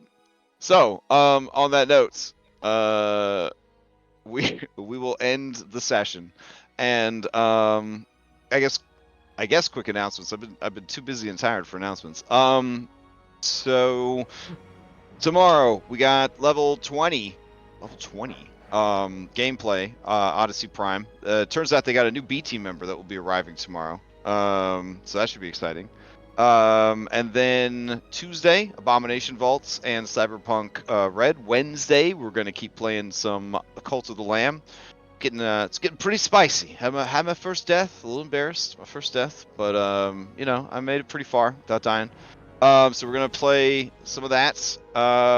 I got a lot of cool games of this Steam Spring Sale, so I got to figure out what I'm going to play after we finish. I think I've only got maybe like 3 more play sessions of Cult of the Lamb. It'll be done. Thursday, we're going to do Curse of Strahd Nightfall. Friday, podcast? I won't be here. What? Oh my goodness. All right. Oh, it's I that thi- wedding. Yeah, the wedding thing I'm going A to. wedding. Okay. Congratulations. It's Where's not our me. invite? Saturday. Oh. Saturday morning we've got Red Hand of Doom. They are past the Ghost Lord. Most of them lived. That was pretty exciting. And now they're in the Dwarf lands, the Hammerfast Holds, trying to recruit the dwarves. So that should be pretty fun. And then Saturday night we got Celasta? Question mark? Or you still got wedding stuff? I'll be out of town, so probably not. Oh no! A Yeah. whole month without Celasta. You're killing him, Dom. I just Oh I can my hear his heart breaking God. from here. We did Celeste 2 weeks ago, right? Man. Yeah, and then we're gonna have to wait another 2 weeks to play again. So it'll be a whole month. Yeah. That's fine. Celeste You have to fucking remote sucks. desktop. Celeste fucking trash. Fucking You can garbage. you could definitely run like Celeste on a remote into your desktop from a laptop. Yeah, but Dom's the host for the game because Oh, it's yeah. such a bad game Shit. that the rest of us don't want to spend any money on it. So yeah. Everyone's got, like, Anyways, 60 hours well, played. according to Dom, we have nothing cool happening for like the next week. So I hope you stream the wedding. Jeez. And then Sunday morning we got Curse of Strahd Daybreak. Left off at a pretty spicy place for that. And then that next Sunday night we'll be back here, and you guys can ask your questions 3. As long as the fights are all good, I should be here for Sunday, next week Sunday. All right, fair enough. Mhm. All right. Anyone have any announcements before we adjourn? Just that since Fred's gone, we're gonna have to probably bring Nim with us again starting next week. Yeah, fair enough. Why, to force Will into playing multiple characters, or? You gotta pick Nim as our B team. Nim's got a lot of complexity, Nim could join the B team. Yeah, sure. I'll make a B team ability for Nim. Oh, all right. Wait, Well- so is Nim gonna be on there as Nim and as Narcissus? Oh, I do want I it. don't know what to you're be- talking about.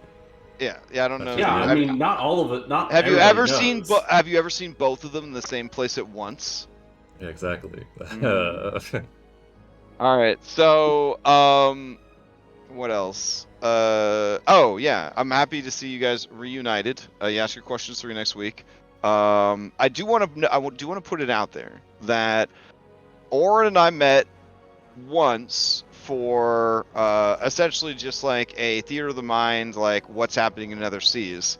There was no plan ahead of time that like, yeah, do this arc and you get Oren back or any of that kind of stuff. Like this was entirely like a lot of it was just, I mean, fuck, he had to play as Georgos playing Oren. Do you think that's what he wanted? Do you know what I'm saying? Like it was a Poor mess. guy. It was an absolute What mess. Yorgos wanted. Yeah, exactly. Well, yeah, and I got to play Fred, and Will did not want that. Yeah. That's- So I just want everybody to know this was not some fucking secretly scripted adventure zone bullshit. Like this was all just organic nonsense that was barfed out, and here we are. So Fantastic. all right. So I hope Are everybody.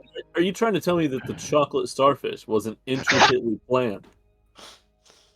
I I don't know why she latched onto that so hard, but once well, once her- it was her- out there. No, her and Sibo have been trying some stuff, so. Oh no, I meant why the Lotus Switch latched onto it so hard. But I thought you meant Nessa playing into it.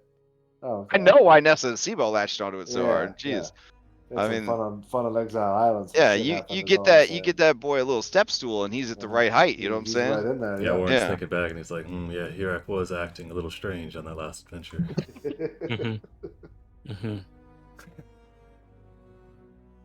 Oh, do you guys fill Oren in on what happened, or do you allow him Yes. to? Oh wow. Okay. Damn. All right. I hope everybody has a safe and healthy week. And Dom, I hope you have safe travels for your 15th wedding that you've gone to since I've met you. Right? And, I know. Yeah. Everybody. You a good friend. You a good friend. I love Well, going to weddings. this one's but family. I also hate people. So I don't actually get invited to a lot of weddings because people are like, Crash hates people. Lucky. He'll never go to the wedding if we invite him. This one's family, so. The worst. The Open worst. bar, at least. Hey, as long as it ain't a milk wedding that you flew all the way across the country for. Milk wedding. Is that like only milk on tap? Yes. We toasted with milk. There was no alcohol. What? Wait, No, that won't happen in my family. All right. What sort of what sort of my family Prairie Farms parties. bullshit is this? Anyways, I'm not gonna air my family's business. You a but milk baron? You already have. You already opened that Pandora's jar, Crash. Oh man, Pandora's jug of milk. Oh, hey, my I'm going to God. bed. All right. There'll be nothing like that at my family's wedding. They party too hard. No milk will be had. All right, cutting the stream. See you next time. Mythic Odysseys.